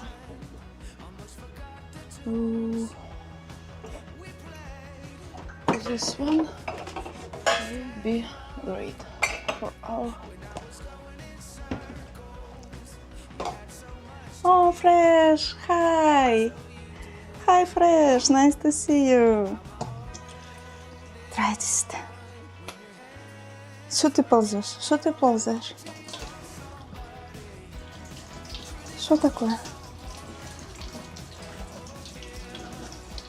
I will wash my dog now.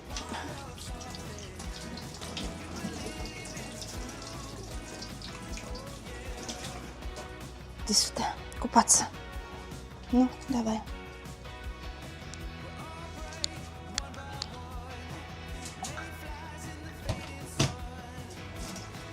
Hi, Miss Lale. We cooked our dog.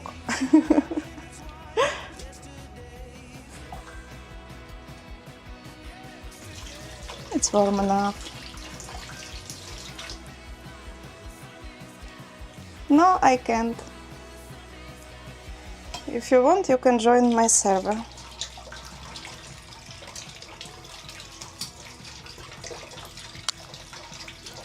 What's up? What's up, my little girl? Давай, давай вниз. Давайте сюда. Давай, шагай. Здесь тепленько. Давай, давай, давай. Ой, так, мой золотой. Молодец. Давай вниз. Ай, ты моя умничка. Тепленько, да? Тепленько. Тепленько.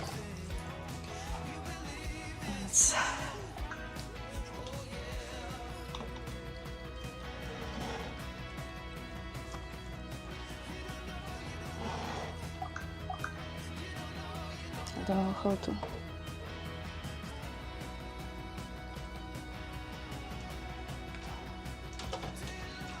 Hot dogs. Yeah. Warm dogs. She don't like hot water.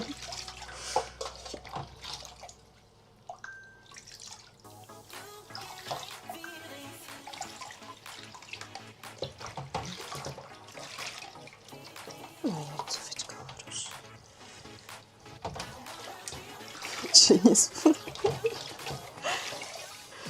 It's Russian toy. The breed calls Russian toy, so it's Russian food. А моя девочка, да мой халюсь.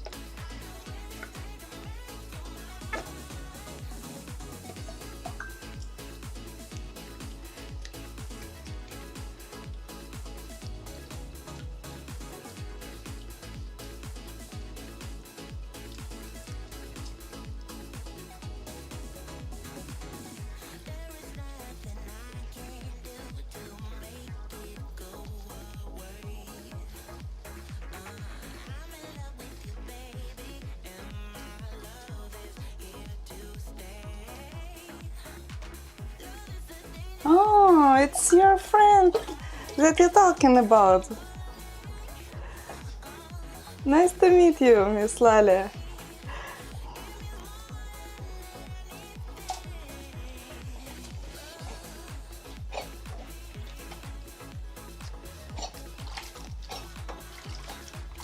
You don't need to drink it, Troya.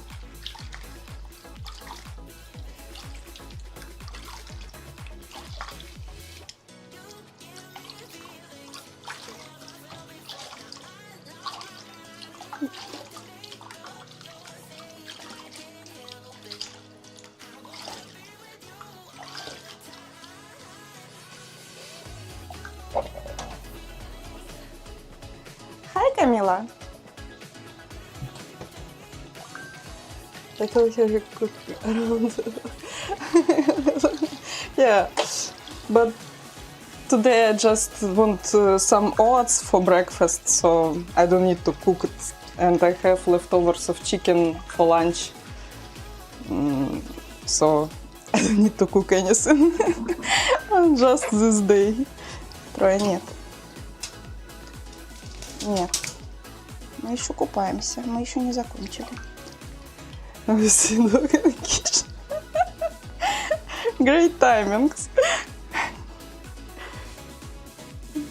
Camilla, I'm great. What about you? What's up? Yeah, it's great timings.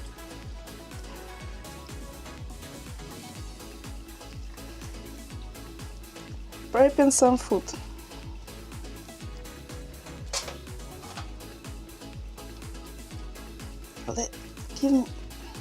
Give me your tail. I want your tail.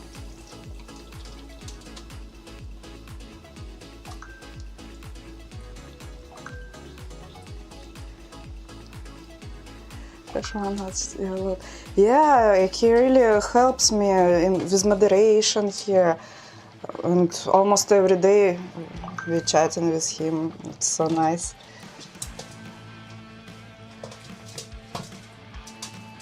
It's good, I'm good, thanks. Hi, Bindar. I'm great. What about you?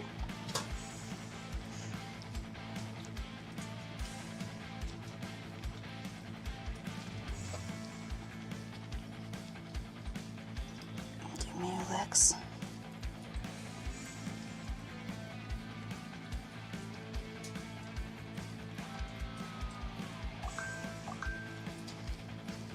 Poor dog. Give me your face.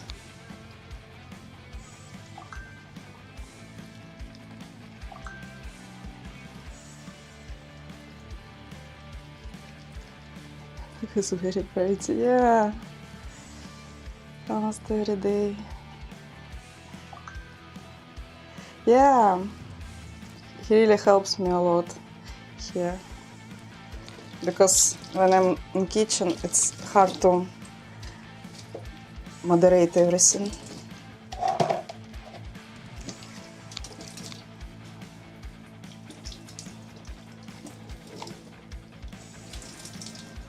Wait.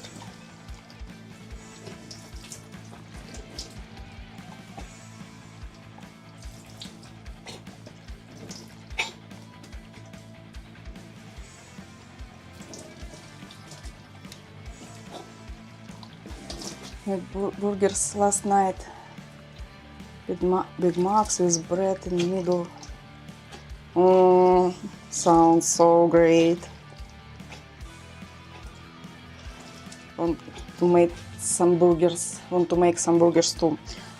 Even bought few buns yesterday in grocery shop. Maybe tomorrow we'll make something like this.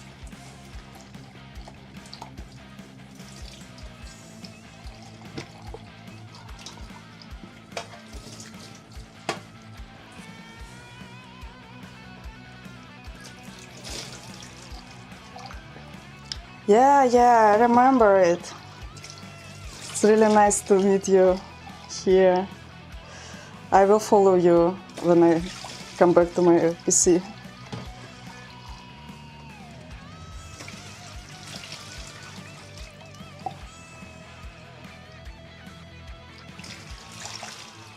Good dog.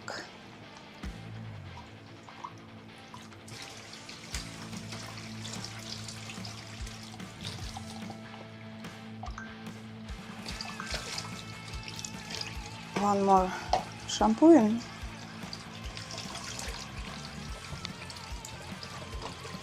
One more shampooing, I think.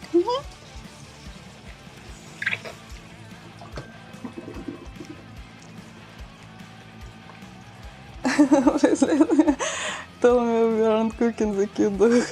After washing, it will be wrapped. And maybe we'll eat it. We'll see.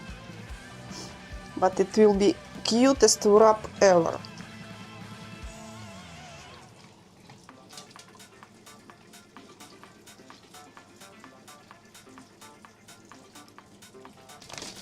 Wait.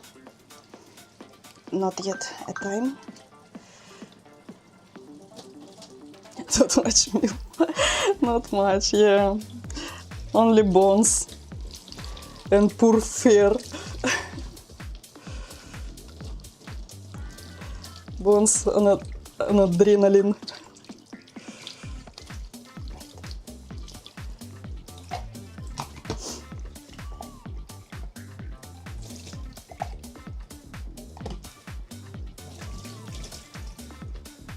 Your face need to be washed too.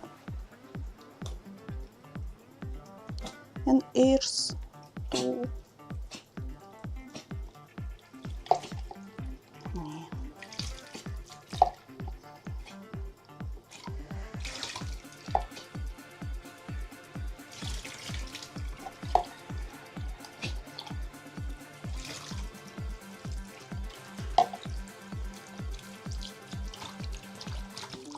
I like to be warming. It's warm for you.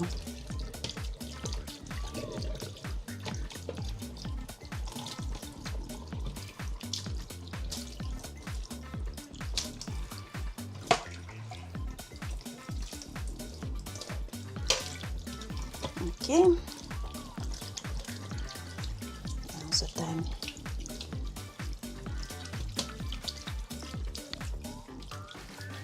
Almost done.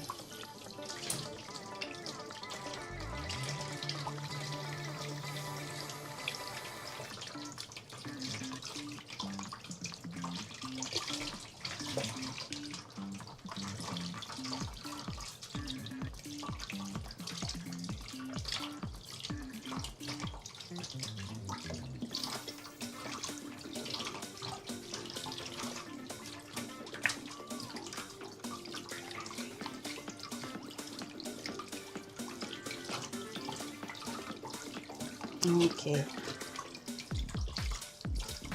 The dogs is much cleaner than it was.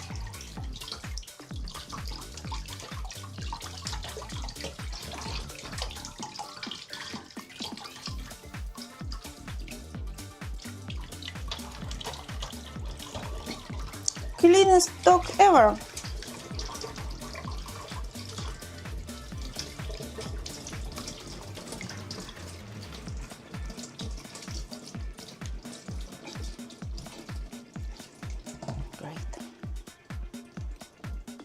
Squeezing time.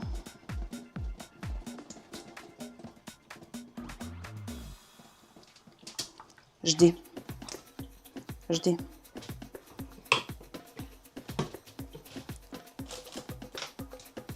Жди.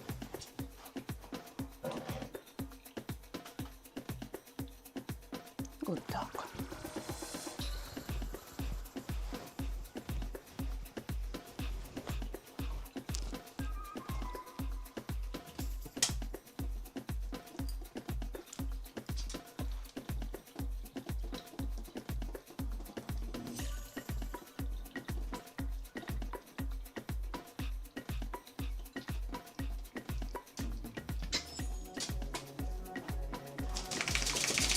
Так, жди. Вот так. Жди. Назад, назад, назад. Уйди, уйди. Назад. Да, хорошо, жди. Жди, молодец.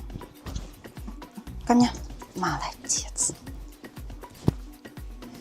Wrapping cooked dog.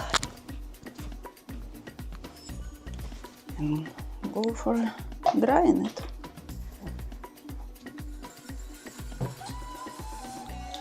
Actually, be right back because I don't have enough hands to do it in one piece.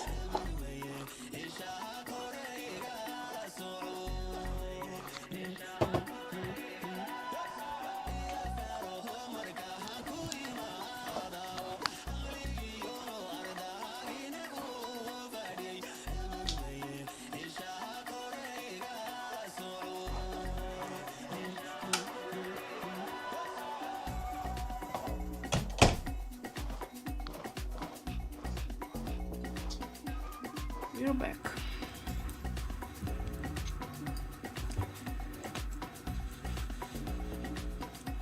My little wrap.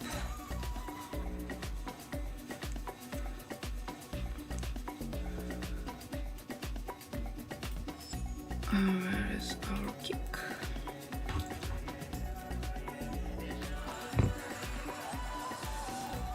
Miss Lalia.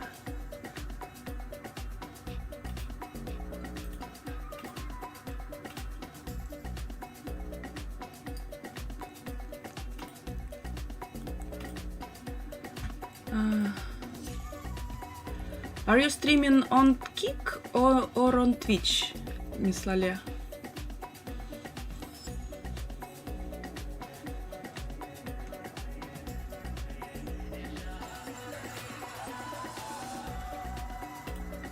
I followed you on Kick, but I don't know how to find you on Twitch if you here too.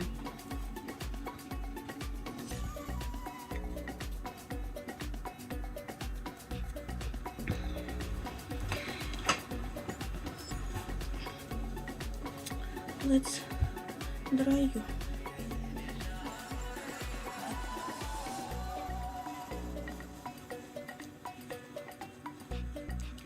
Cutest dog ever.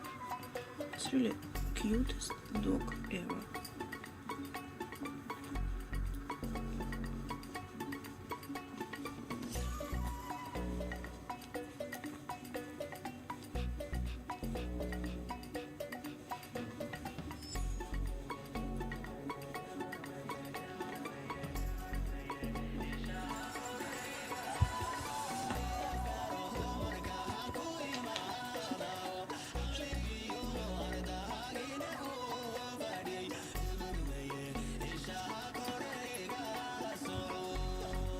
Let me rewrap you. Part of YouTube.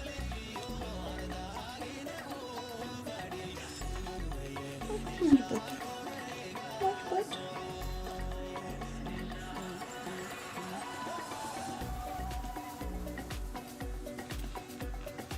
Жди.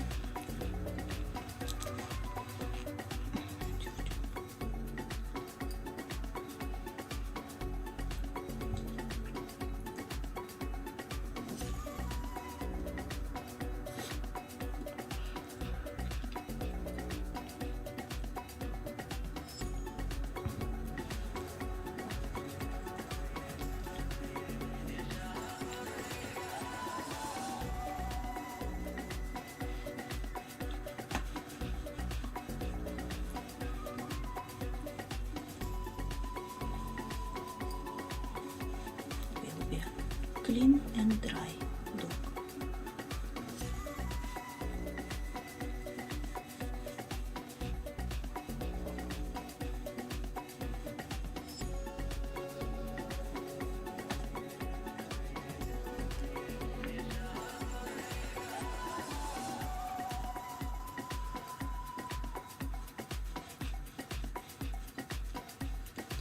Drama queen.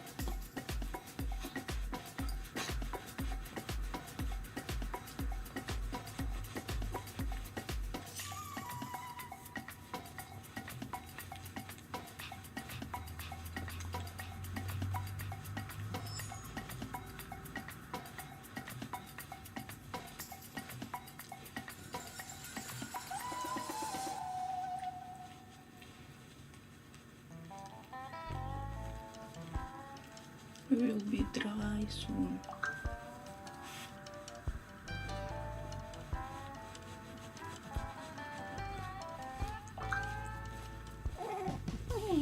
Yeah. Give me a plate.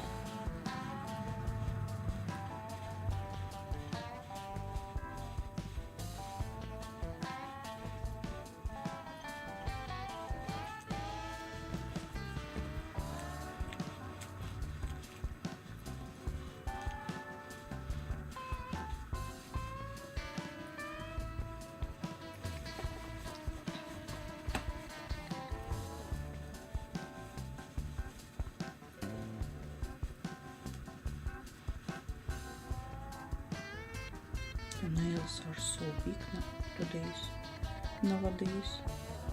You need to cut it. Look at it.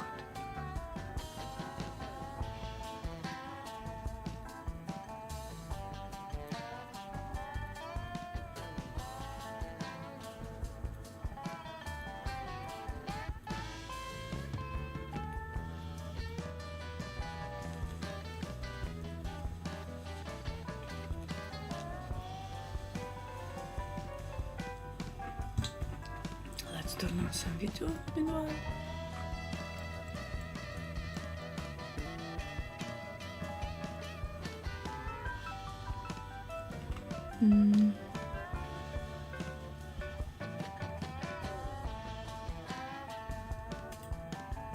Why is paying for so addictive? Why is paying for so... Wash.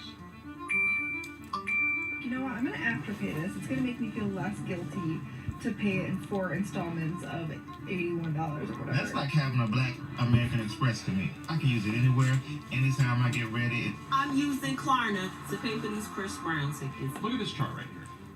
This shows the total non-housing consumer debt in America over the last 10 years. And in 2024, Americans collectively owe more than $5 trillion, which is enough to pay for every NFL, NBA, and MLB team 10 times over. And to make matters worse, we are constantly surrounded by psychological tricks and hidden fees to drive us further and further into debt. The worst of these tricks, the buy now, pay later programs that have been designed to take advantage of young adults. When you buy a $100 pair of shoes and you only have to pay $25 that day, and then the pair of shoes show up at my apartment 3 days later, the shoes are $25. Why do I care if in 2 months I have to pay another $25? I don't know me 2 months from now. She can deal with that. Buy now, pay later is a short-term financing option that is offered by companies like Affirm, Klarna, or Afterpay. You'll typically see these options pop up on e-commerce stores, offering you the ability to buy what you want today while deferring your payment over a certain number of installments. So if you're looking to buy a new suitcase for a trip you have coming up and it's going to cost you $300, instead of paying that all today, you could buy the suitcase today and then split the $300 across 4 equal interest-free payments. And you might think, great, interest-free. I can just sign up for these payments and then worry about paying it sometime later down the road. But it's not quite that simple. These buy now, pay later programs aren't necessarily groundbreaking financial technology. In fact, buy now, pay later programs are kind of a newer, modernized version of the old school layaway programs that you would see at stores like Kmart and Sears. These layaway programs allowed you to place a deposit on an item like a dishwasher, for example. And then the store would reserve that dishwasher for you to collect once you had paid off the dishwasher through their installment plan. But these layaway programs kind of fell off throughout much of the mid-20th century, mainly due to the introduction of credit cards and revolving lines of credit. Instead of using a layaway program and waiting to collect their item, people could just swipe a credit card, get their item today, and then worry about paying off that over the next couple months or years. The only problem is that a credit card will incur interest. People realize that if they didn't pay their credit card down on time, they would end up owing more than they initially spent on the item. So along came the modern marvel that is buy now, pay later, which gave you the best of both worlds. Get your product today, pay it off over a longer period of time, all while doing it interest-free. And that idea began hooking people in, because buy now, pay later has seen some explosive growth over the last 5 years, going from $2 billion in transaction volume in 2019 to $24.2 billion in 2021, and it's projected to reach as high as $122 billion in 2025. But this explosion wasn't just happening in a vacuum. It's actually part of 3 major cultural shifts that we've been seeing. First is the financialization of everything, meaning we've moved from a completely cash-based society to a society in which we look at even a $5 coffee as an opportunity to finance the transaction. Second, we have the rise of social media-driven consumption. As influencers showcase luxury lifestyle and products, buy now, pay later allows the average consumer the ability to experience those same things without actually incurring the cost today. And third, we have the post-pandemic spending boom, which has consumers using buy now, pay later as a form of revenge spending or buying things they feel like they missed out on during the pandemic. Combine all of that with a declining financial literacy among most young adults, and you have the perfect storm to make buy now, pay later explode as a new mentality. But why is this even a problem? If they're not charging interest, how can they actually be taking advantage of me as a consumer? To answer that question, we first need to look at the differences between buy now, pay later programs and traditional credit cards. Because on the outside, they're basically the same thing. Both financial devices allow you to buy something today that you might not necessarily be able to afford or be willing to put cash down today for. But a credit card usually involves some sort of approval process, application, review, and a credit report hit. Meanwhile, buy now, pay later programs offer an almost instantaneous approval for your purchase in the moment. Additionally, as we discussed, credit cards can accrue interest if not paid off by the end of the month. And that rate can be at crazy high rates, usually around 19 to 23%.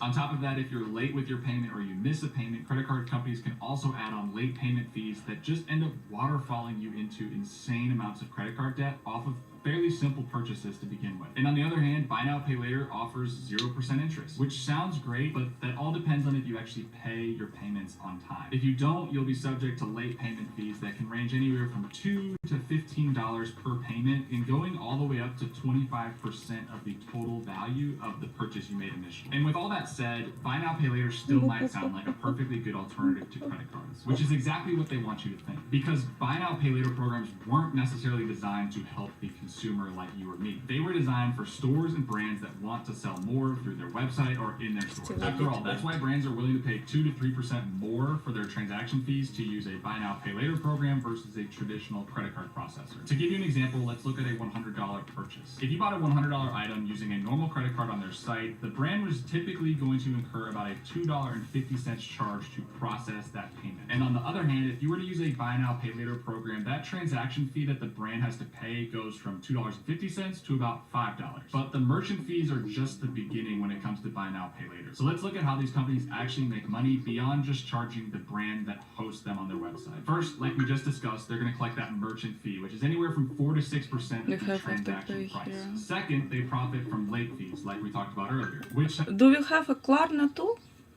I thought it's only a European thing. Or maybe I'm wrong. Maybe it's for any countries too.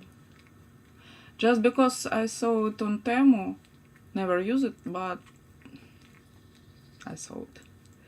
Actually, zero interest if you make the payments each 2 weeks. The same thing we have in Ukraine. We had at least in Ukraine before. It was 45 days.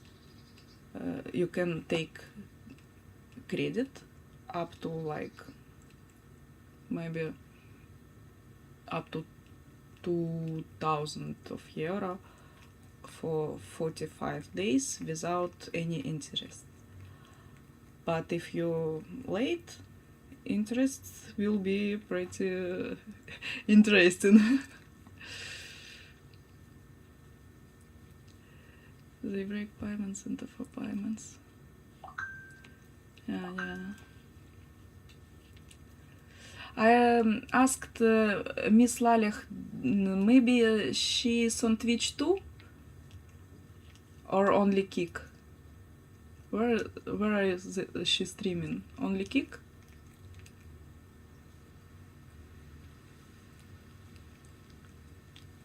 Maybe she not here anymore, so I asked, but she don't answer. I followed her on Kick.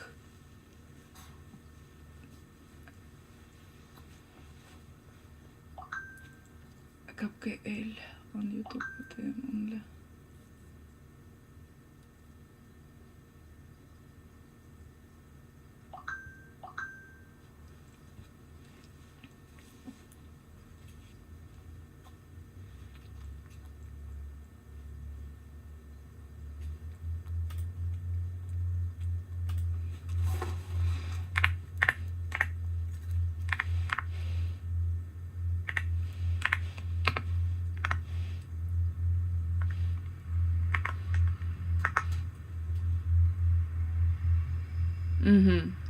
Found it.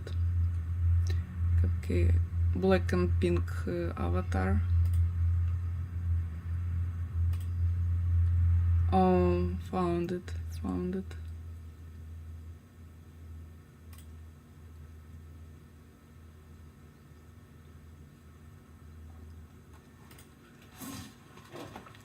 Okay.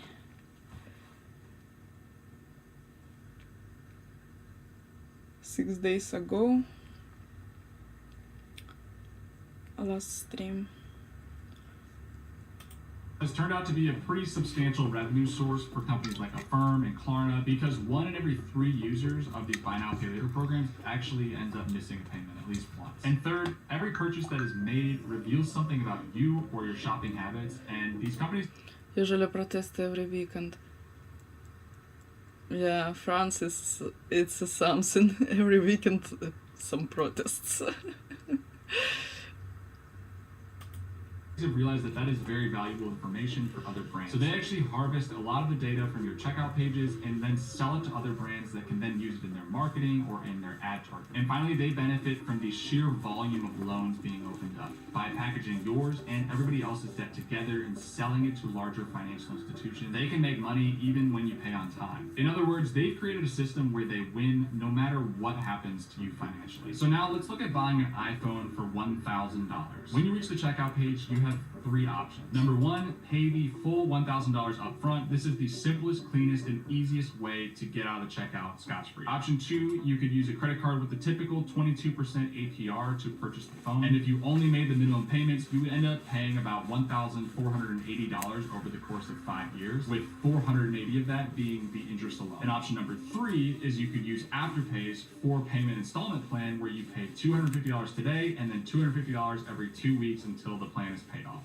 Which sounds like the best deal to you? You see, brands have mastered psychological manipulation throughout their website, but specifically on the last hurdle, which is the checkout page. And they do this through 4 key tricks. First, they exploit what psychologists call the pain of paying. By splitting the cost over a longer period of time, your brain actually registers less financial pain than paying the full amount up front. Second, they trigger what is called the temporal discounting, which is our tendency to value immediate rewards more than future benefits, or otherwise known as instant gratification. Pay just $25 today and it's yours sounds a lot better than waiting and saving up for it. Third, they will create artificial urgency by simulating limited time offers in the checkout page. And finally, they use colors and shapes to direct your eye exactly where they want you to look. Like, have you ever noticed that the buy now pay later button is often highlighted in a brighter color and it's sometimes even pre-selected when you reach the checkout page? These aren't accidents. These are specific design decisions to short circuit your brain to making a financial decision more on an impulse than with rational thinking. Instead of thinking about a $100 purchase rationally and over a longer period of time, they'd rather have you just click the pay $25 now and worry about it later on. And again, this isn't necessarily a bad deal because people are always looking for interest-free ways of purchasing things so that their money can go and earn them more money while they're paying off the other thing that they purchased. But to do so requires some financial education or experience. And sadly, most Americans are completely undereducated when it comes to financial literacy. So the instant gratification syndrome kicks in and they buy practically everything with buy now, pay later, with no real concern that they will in fact have to pay that off at some point. All they're worried about is the price that they will pay today, which is exactly how you end up with this. I've done groceries, I've done all kinds of crap on Affirm and Klarna, but it adds up and then you are in a chokehold. And in some ways, it is worse than having the credit card payments. It's crazy. Because buy now, pay later is so easy to do, people are starting to use it on more and more occasions where it's really not meant to be used. Instead of just using it on a big purchase like a new fridge or a TV, they're starting to use it on smaller things and truly financing items that have no business being financed. A crazy story that we recently saw is that Klarna is now on DoorDash, which allows you to finance your $15 burrito over 4 payments of $3.75 instead of paying the full $15 up front. Again, not a necessarily terrible thing when looked at in a vacuum, but when you expand this to consider that someone who's financing a burrito is also probably financing a lot of other things, that's when the real problem starts to arise. Bad spending habits like this lead to what we call loan stacking, pretty much what it sounds like, taking out loan after loan after loan and stacking them on top of each other. And because buy now, pay later programs make it so easy to do so, most consumers don't even realize how much debt they're actually accruing. In fact, in 2022, 63% of buy now, pay later borrowers had more than one loan going at one time. And this is where it gets really scary. Because these programs are designed to offer credit with little to no approval process, it's almost like they're targeting people that don't know how to manage their money. All they see is, oh, I can buy this $1,000 thing for $250 today, and they just click buy. When in reality, over 69% of buy now, pay later users are already in debt on another credit card. And 28% of buy now, pay later borrowers are between the ages of 18 and 24 years old. Most of these people don't even understand the concept of how a credit card works, and by giving them this buy now, pay later option, it's almost like they have this unlimited stream of money that never needs to actually be paid off. Again, don't get me wrong, there are definitely some advantages to the system if you know how to play it, but the vast majority of people using the system are not taking advantage of it. They are just getting taken advantage of. So what do you do? As a consumer, should I completely stay away from buy now, pay later, or are there some circumstances where it makes sense? And to answer that question, the most important piece of advice I can give you is to never spend more than you currently have, whether that be through a credit card or a buy now, pay later option. If you don't have the cash in your bank, don't spend it. And that is by far the easiest way that you can keep yourself out of credit card debt. And if you feel confident in your financial abilities, feel free to use a credit card or buy now, pay later option to earn more interest on your cash while it's sitting in your account versus just spending it immediately. But if you don't feel confident about this, treat your credit cards and a buy now, pay later program as if it's hooked directly up to your checking account. If you spend $100, that's $100 coming directly out of your account. Another tip I have is to avoid stacking these loans, because that is where things can get very messy very quickly. If you start financing weekly expenses like gas, groceries, or that Friday night Chipotle bowl, it becomes a slippery slope, because it is 100 times easier to get into debt than it is to get out of debt. But there you have it, the truth about buy now, pay later. These companies spend millions of dollars on psychological research to get you to spend more than you can actually afford. But now you know a little bit more about how to protect yourself. And if you like this video, make sure to check out this video that covers the business of Formula One and how billionaires... Yeah.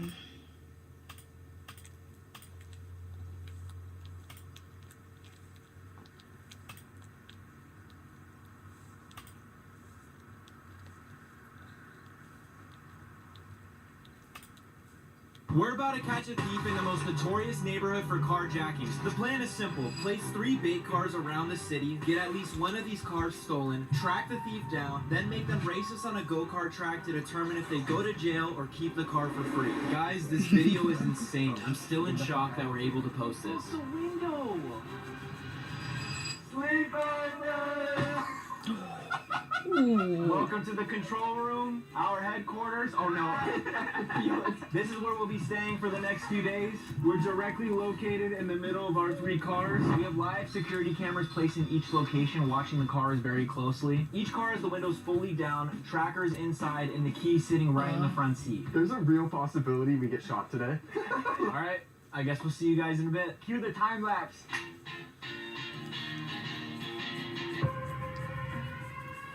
Dude, get the fuck away from me.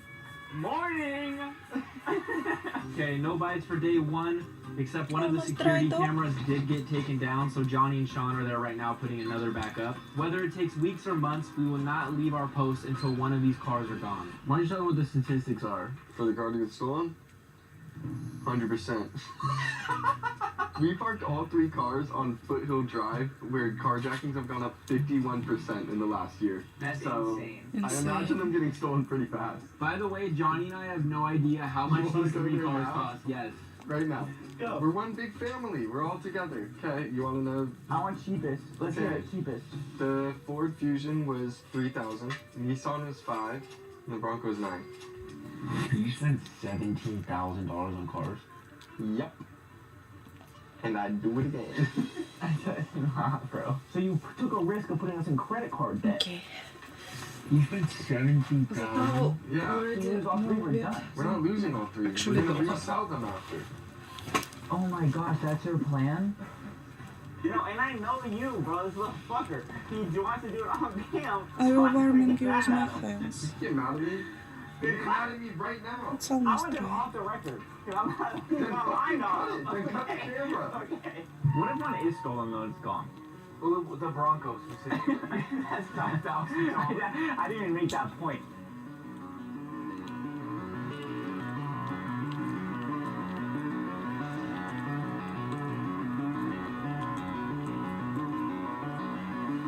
Oh shit. His dog clean and dry. Yeah. Guys, wake up. Johnny, Sam. Hi Ida, how are The you? car's gonna get stolen. Johnny. Nice to see you again. Welcome in. Turn on the light. What? Which one? I'm great too. Just Oh yeah. washed my I'm dogs, kind of stoked it's my not the dog, and Bronco. she's clean now Sharky's not loading. and almost dry already. You're joking. She needs What? just a bit more time. Tracker's not loading. Is it just that one? Bro, there's no trackers on the app. Are they lost the It's gonna car? be fine, they're gonna come back. They open them at 9. Oh my days. Oh my days. He gets a 6-hour head start. She's Oh so my cute, days. yeah. Right now you're She saying is. the Ford is gone. Totally. The Ford's gone. And we have Cutest no way dog of ever. tracking it until what time? 9. a.m. You bet. And it's what, 3:30? Yes. And now she's This clean. is fucking absurd. I don't know what you guys want me to do. I don't. Stop And looking smells at me. like shampoo and When wet I dog. put them on. When I put them on the car is when I check. Why would I need to check? We have the cameras on. Sam, he hasn't checked since we put him on. You know how long that's been? That's the fucking dumbest thing I've ever heard. It's so fucking annoying, bro. It's actually pissing me off. No. So he gets a 6-hour head start. Mm-hmm. You literally said it's not your fault. I swear we're going to Hold on. Which one was the car?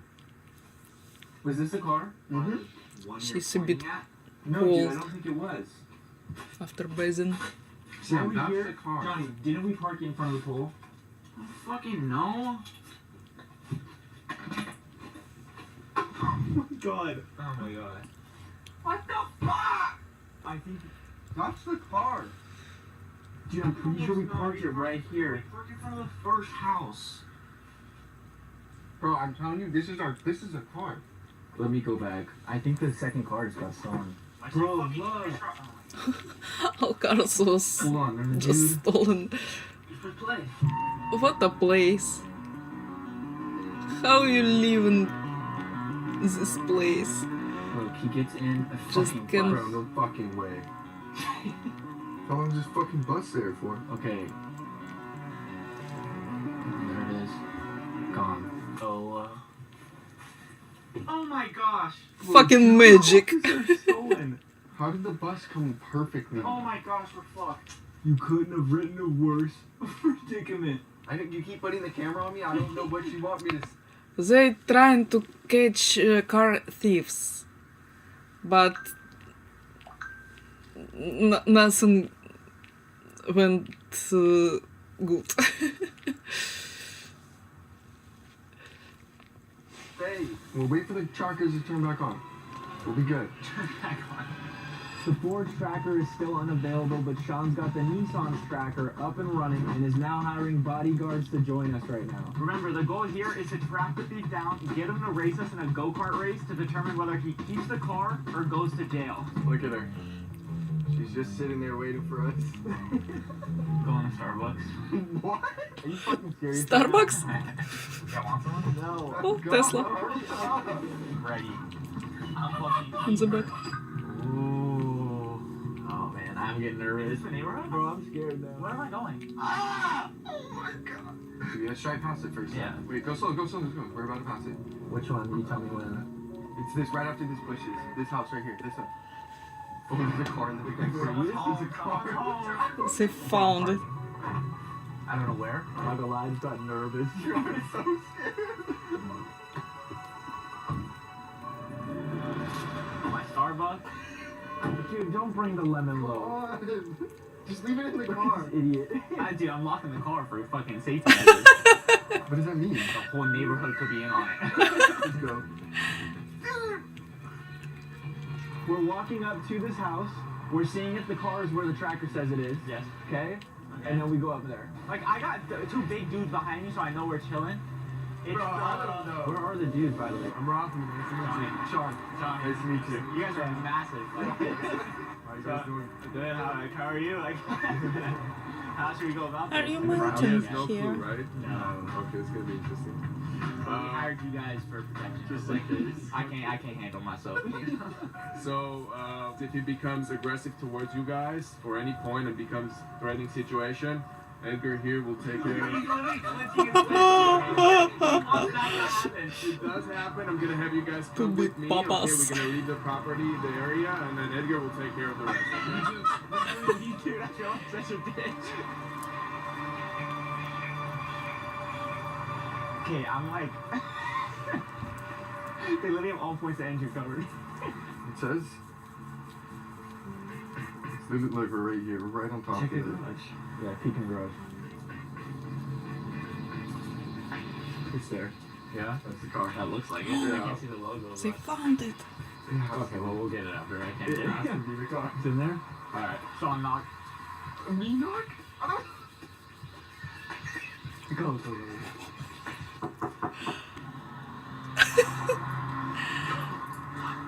What a party.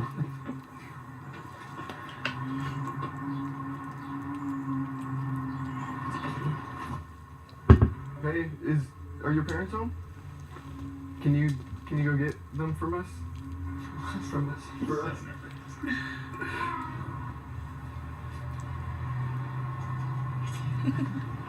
They're coming for you.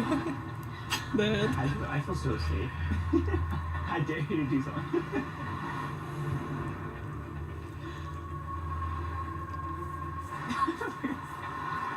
What is happening?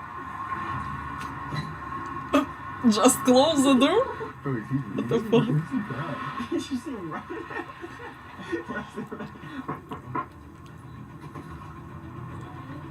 Hey.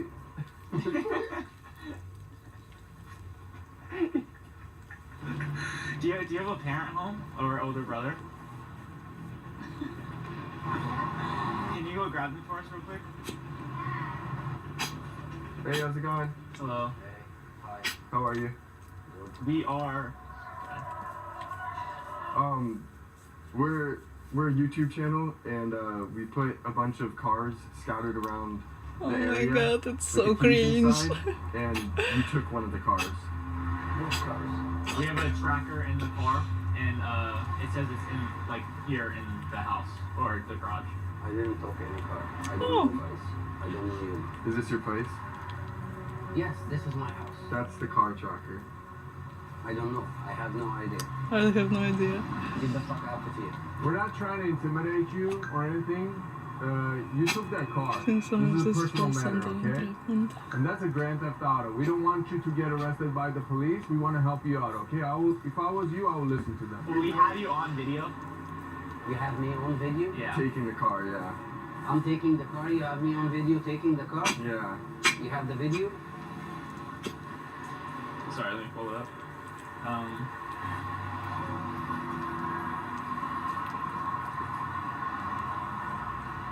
And then, I mean, that kind of looks like you, and then the car tracker says it's here.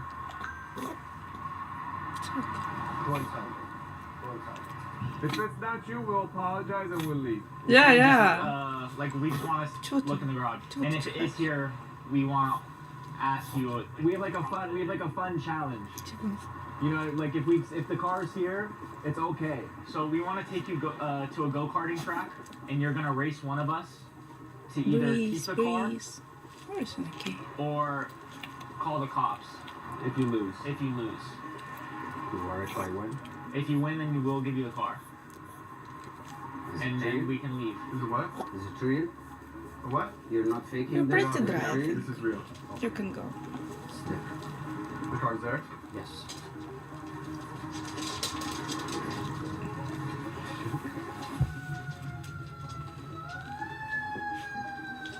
Puts the alarm. Ah, Perfect timing. timing. The car. Yeah. I mean, that's the car. Since you have the car, we're going to request that we take you, that you're willing to go with us to the racetrack and race us. It'll be fun, and if you win, you can actually keep the car. Really? Mm-hmm. I can keep the car if I win? If you win. Yeah, if you win. Sure. Let's do it. Let's do it. Okay. Awesome. Cool. It's right here. It's like 5 minutes away. No selfishness at all in Is this your kid man. like okay to be here? Like is that mine? I can't believe that. Damn, he's definitely smoking cigs in here. Was he? This is like six? Yeah. I love that kid. I genuinely feel in my heart He's a good guy. he's gonna be cool. And he's a And good guy. with these people, we live like in the same streets, the same cities. It's so unbelievable. He's racing him. Do we deserve We gotta to be do that that out there? video, Yeah, right? okay. The only bad thing is we don't have the security guards anymore. Yeah, we spent so much money on the cars, we couldn't afford the security guards for another hour. And mind you, one of the cars is still missing. Oh, he's here? Oh, he's here? Just smoking a cig. It looks like Hello? Hello. Hey. Good? Are you guys ready? Yeah. Are you ready? Is the question. Let's go. After you. the car. Sick. Am I gonna be on video? Yeah, do you wanna be? You wanna say what's up? He said, yeah. Remember, if you win, the car is yours. Is it gas or electric? I don't know. Does that determine the way you drive? What did he say? He said, is it gas or electric? I've never wear a helmet before. No? Never. I don't know if you have to put this on right now. We're just friends now at this point. Out of the three of us, Sean is the least experienced go-kart driver. So we thought, What? it'd be better with Sean. 15 laps though. That's nice. Right now he's calculating the angles. Because if I turn at a 60-degree turn right here. Are you a winner or are you a loser? I'm a winner. Like you're a winner. I'm a winner. Say you're gonna win. I'm gonna win. You promise? I'm telling you. Okay, let's do If you don't win this, I'm gonna kill myself. What? What? Say that. There's in a world where you beat my boy right here. I win. You're losing. Oh my god. What'd he say? What'd he say? He said you're gonna suck his dick. No, That's literally what he said. Oh my gosh, we're fucked. Got it Oh cold? my gosh, we're fucked. Turn sideways. Oh my gosh, why your chin look like that? Okay, buddy. This is it. You've lost every chance you've gotten on this channel. You need to win. Okay. Do you know how to turn? No. I'm locked in. Remember, you've lost the car. We lost the car. You've lost the car. We've lost the car. And now, if you lose this, we lose a second car.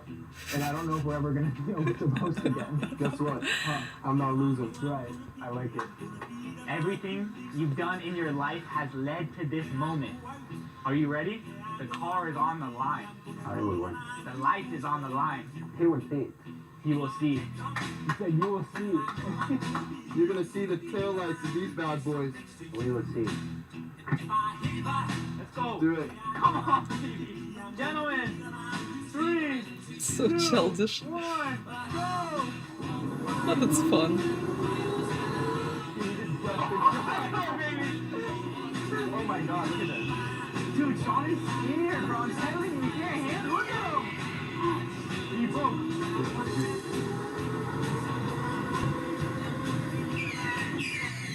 But Sean's spun out. Sean's spun out. Yes. Come on. Come on.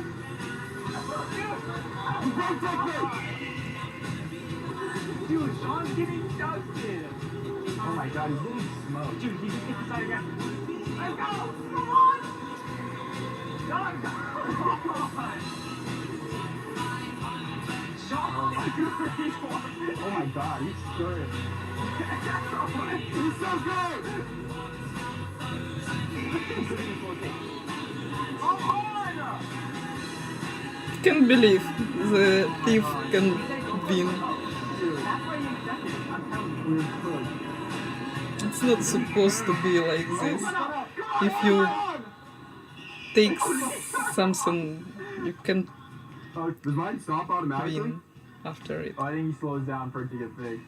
Okay, their car stopped working after they spun out, so now we have to wait for them to reset and get back to the finish line. Sean was in the lead by a little bit. We got a pain. Is that the tracker? Oh. Oh my god.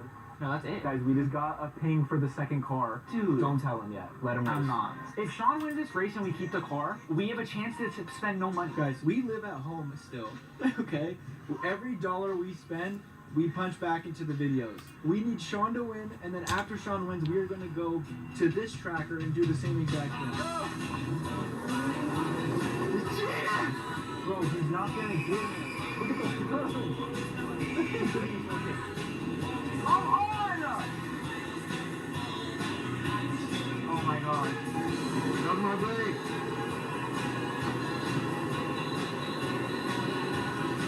Come on, dude, he's just fucking blocking me.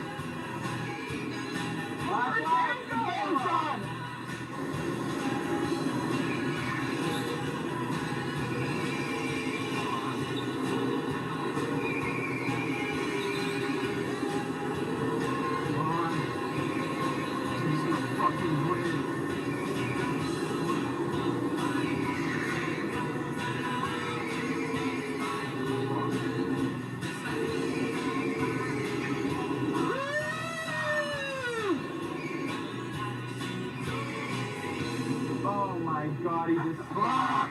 Oh! Can't believe how it's even possible. Oh my god. He is so disappointed. Go, bro. Drive. He cheated, bro. Drive. He literally cheated. How? He started behind. I was in Hi, front. bro. I won. Congratulations. Nice racing. Nice to meet you too. Guys, Nice racing. I want to tell you something. Yes. I don't want the car. The car is yours. Why? You don't want it? No, I don't feel good about it. It's my first time. I never did this before. Thank you, guys. Maybe it's something for me to realize. Yeah, thank you. That makes me relieved, I'm not gonna lie. Thank you so much. Yeah, it's nice to meet you. Appreciate you. I'm glad you whooped his ass. Good race. Good race. Good luck with your YouTube thing. Yeah, no, thank you. You performed. Okay, he's not a bad person anymore, He cheated. Sounds over here. I think. You got a winner? Guys, I win myself and win some new friends here. That's right. Thank you. Thank you. I feel good. I feel good. We are shooting from inside the Nissan. We got the car. We got good and bad news. Alright, what's the bad news? Your times of your race, because that was horrible. Bro, he cheated. You are not go-karting for us again. Bro, Your turns were wide. No, they were tight in that You corner. hear They were his tight, brakes bro. too when he cut? Bro, I was fucking cooking and you know it. He spun out and I got fucking punished for it. That's bullshit. I would have gapped his ass. To be fair, bro, if this was like NASCAR, Sean, they're gonna keep going. Never want to see a white guy win. Didn't you? What the hell? Never say that shit again. Okay, anyways, tell them the good news. Oh yeah. When you were racing, I guess we might not lose 3 cars. I mean, we might not even lose 1, because it pinged midway through the race. No way! Let's go! It hasn't moved since, and you're good. We're gonna see if you have the clutch gene one more Are you time. gonna confront him again and race again? You're gonna foot race him. Foot race? Wait, for real? Sean's gonna foot race A him. foot race would be so funny. I'm down. Listen, we're gonna line you up. Guys, I am the fastest one of the group, so they're letting me race because they want me to win. All my life, Watch how fast I'm gonna go past the screen. Okay, listen guys, we, out of the 3 of us, we are ex-competitive athletes. He is not. Okay, so now what we're gonna do now is we have to track down the white Ford. and we go beat his confront fucking them. ass. That's what we're gonna do. Yeah. Sean's we're gonna excited. fight him 1v1 boxing. Let's see how clutch he is. Next time you see us, we are going to be confronting the person. We're gonna be jumping a dude. We're gonna be jumping the dude in the white Ford. They broke the window. Oh, fuck. Oh my god, it's so sad. Alright. Bro, what? How did they do this in 2 days? It got ripped for parts. Because they fucking laid the new car down and 15 of them flocked to it. Bro, look at the front of the car. There is no front of the car. Look at this. This is what's left of the car. I found the tracker. You what? It's right here. But tracker's still here. Damn. At least that's in shape.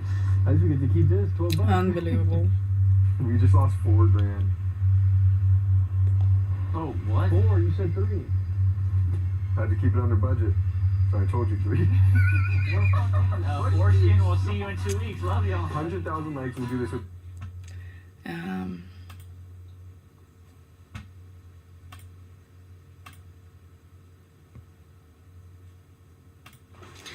Actually, I want to do something else, I think. Be right back.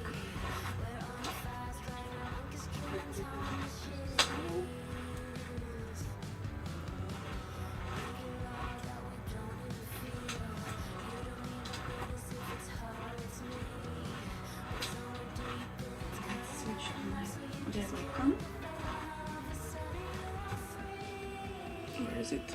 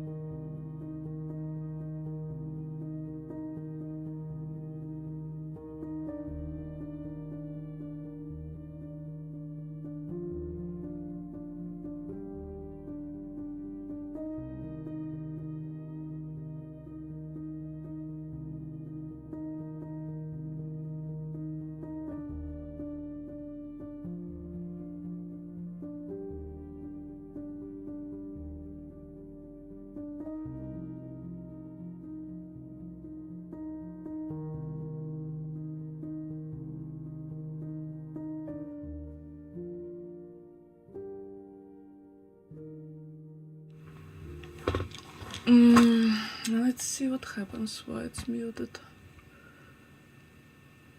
You're right.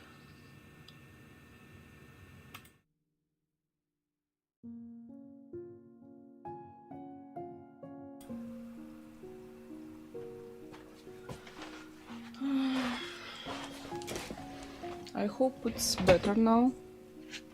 I don't know why it's muted. What happens to my OBS? Never muted. So I thought that for me it looks like squirrel. Look, the ears, eye, head, tail, legs. For me it looks like squirrel, but we'll see later what it will be. I'm not sure yet, but we'll see.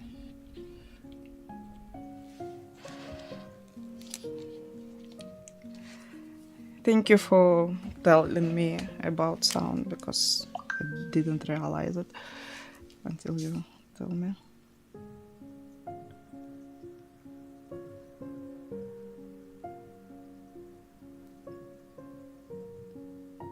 Just I can hear and nobody can hear me.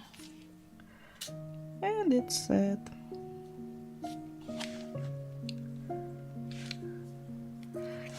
My previous bear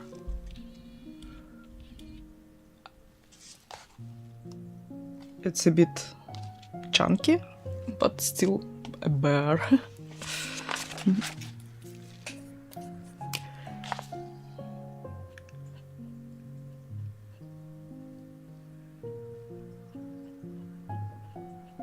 A lot of blue again in this image.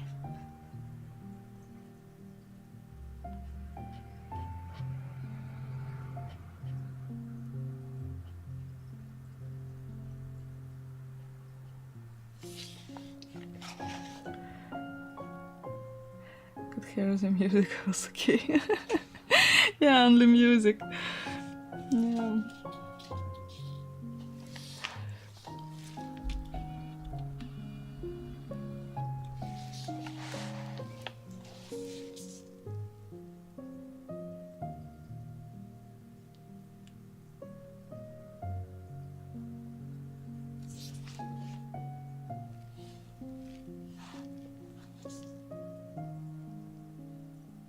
The color seems like 0-1, almost similar.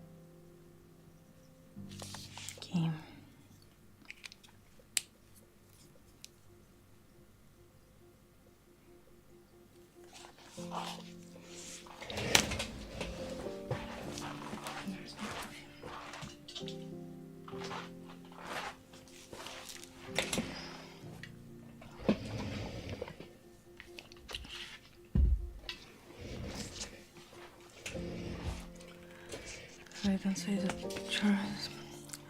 I just color until I see it, yeah. Actually, here is some answers to it, but I don't know. I didn't see it.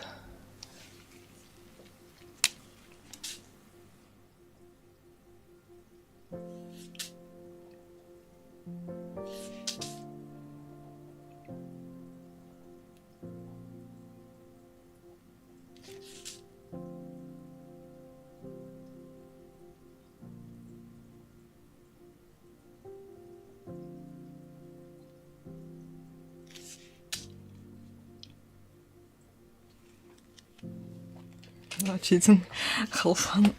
Yeah, you're right. I think so.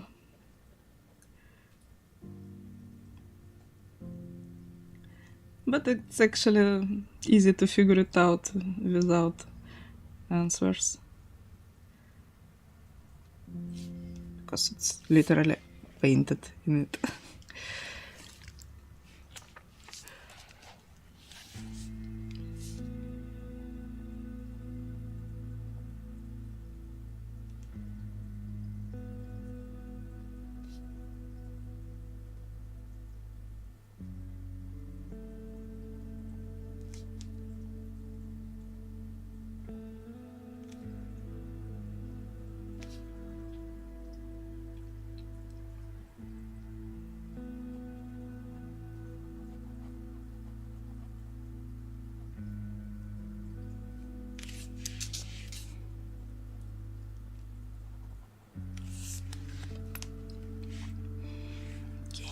Large one.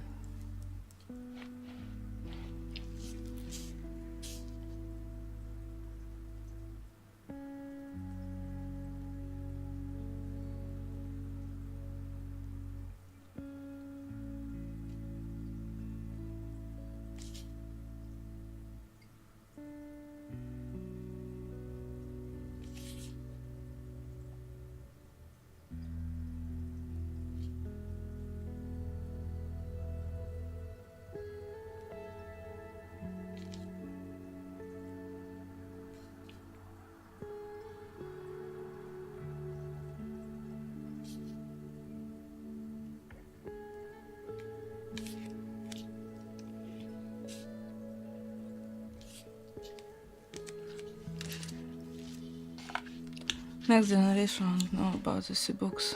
Will only done on tablet. Maybe you're right, but in my childhood we didn't have them. It's new.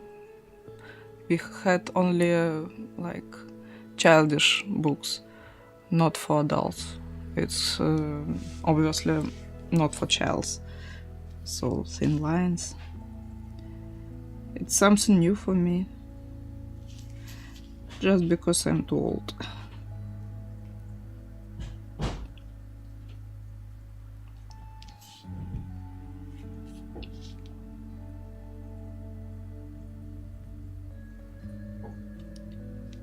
In my childhood we had only for children these painting books. So it's nice to have a long life. You can see a lot of different things.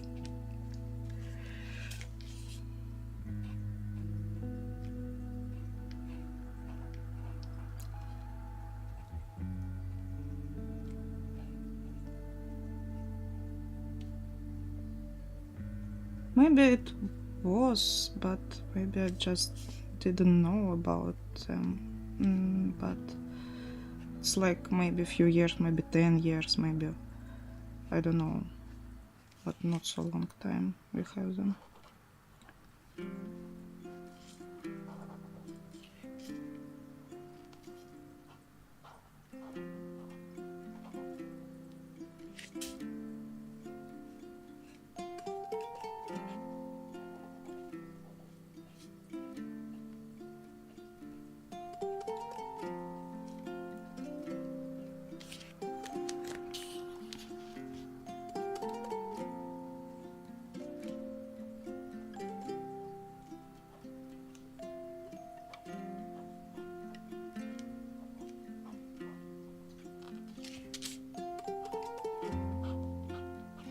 maybe 15 actually years. I don't know how long we have them on in like bookstores.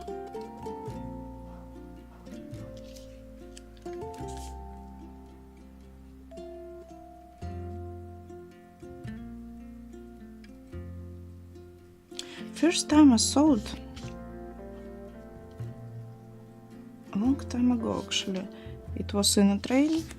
Some woman painted like paisley and some abstract paintings with gel pens. And I don't remember when it was. But it was pretty long time ago, maybe 2013 or so.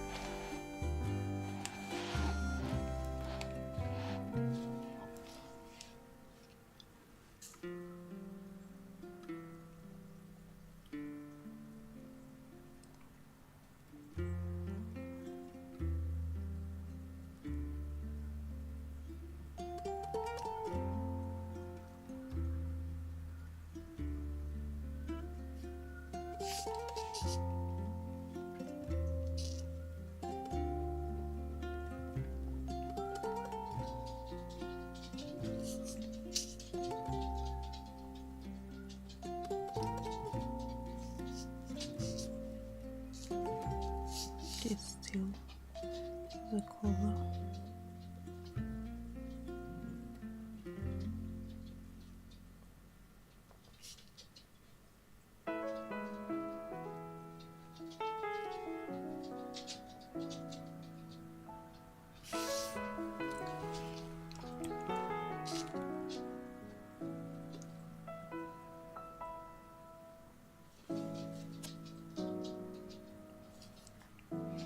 Oh, Kiev, hi! How are you?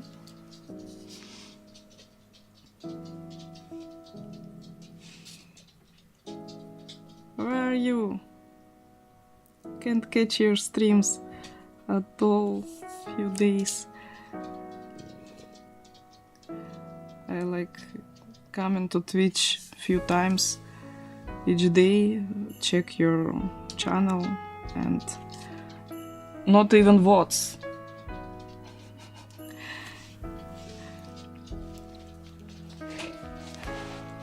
You don't have votes in your channel, so I can't see them later.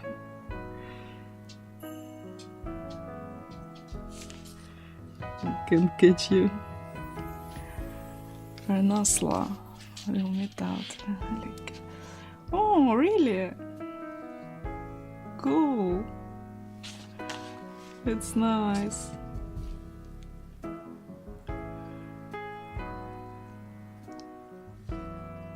Maybe at least today I will catch you in stream.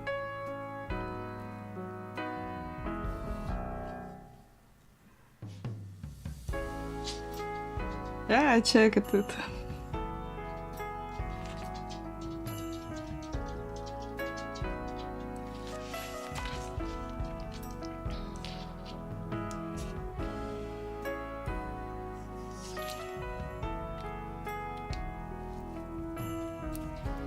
I hope everything is good in your trip. Hope you have a lot of fun.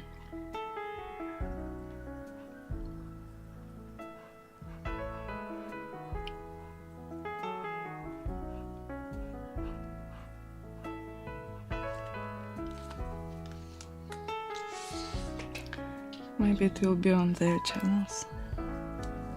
Okay.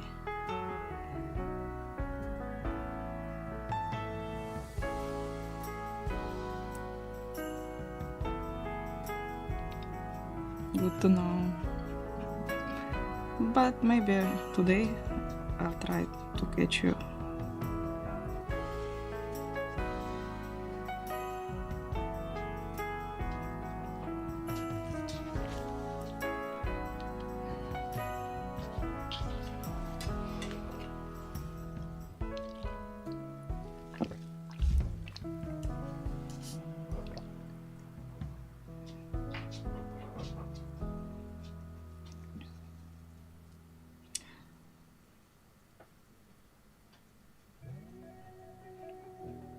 I need to drive to shop today actually. It's a lot of things. But I hope I can find the time.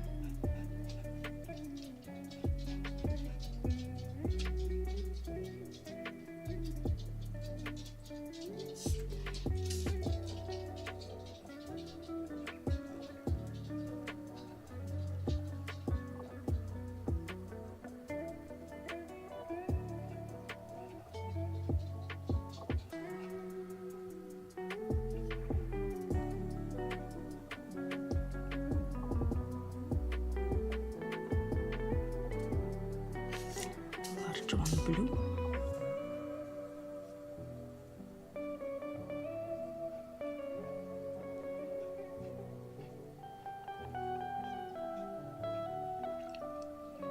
It's only my synesthesia tells me that large one sounds orange, and it's not fitting with word blue. Or I'm just crazy.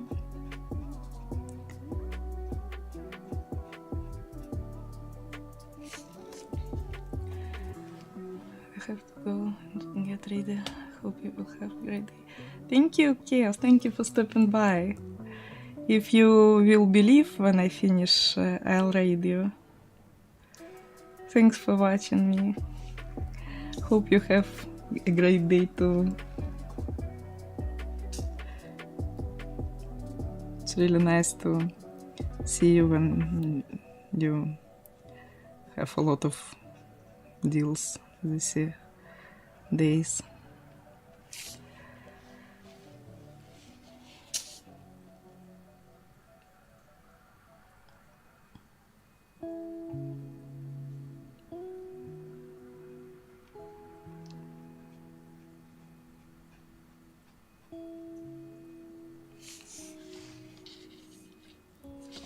Bye bye.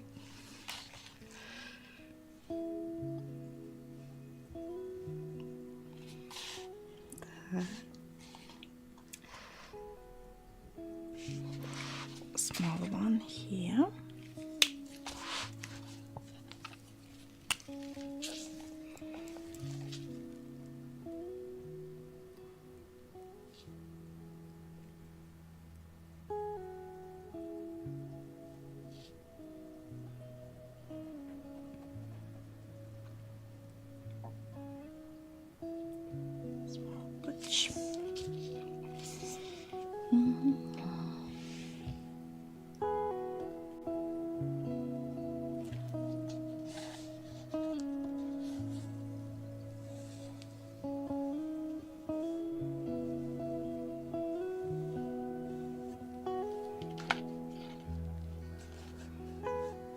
Can't see any ones anymore, but I'm sure they are here. Found one.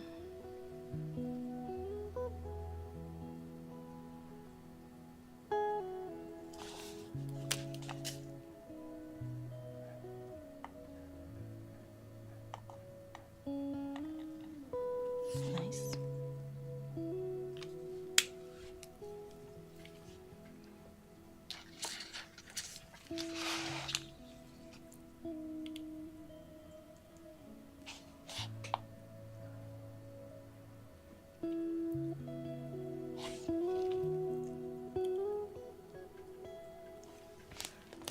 here.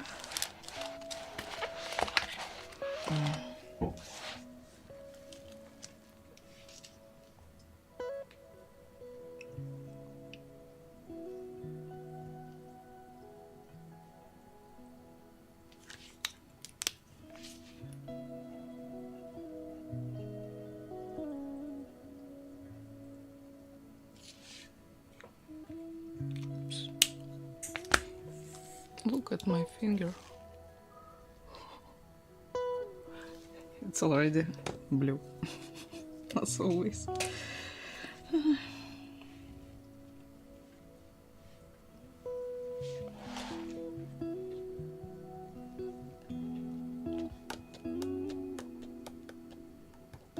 Can't see anymore. Actually, maybe that's it.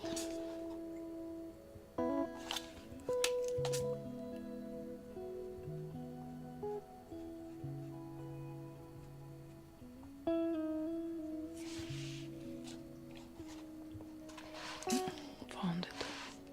Small one.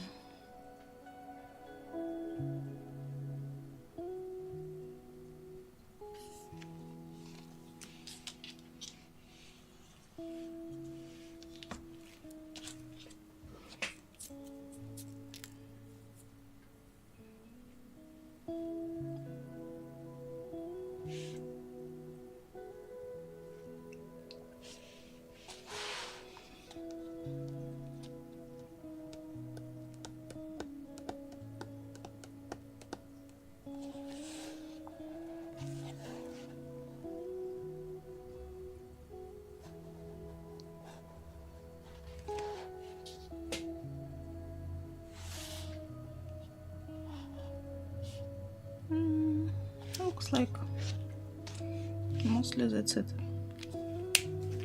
for this color. We can back to it later.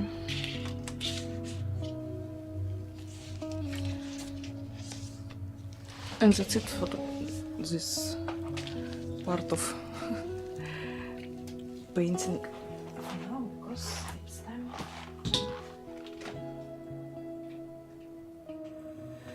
It's time to go now for me. So thanks for watching. Let's find some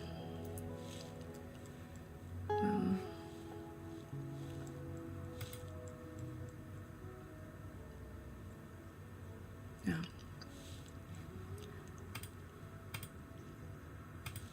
Thanks for watching, thanks for being with me, and see you next time. Bye for now.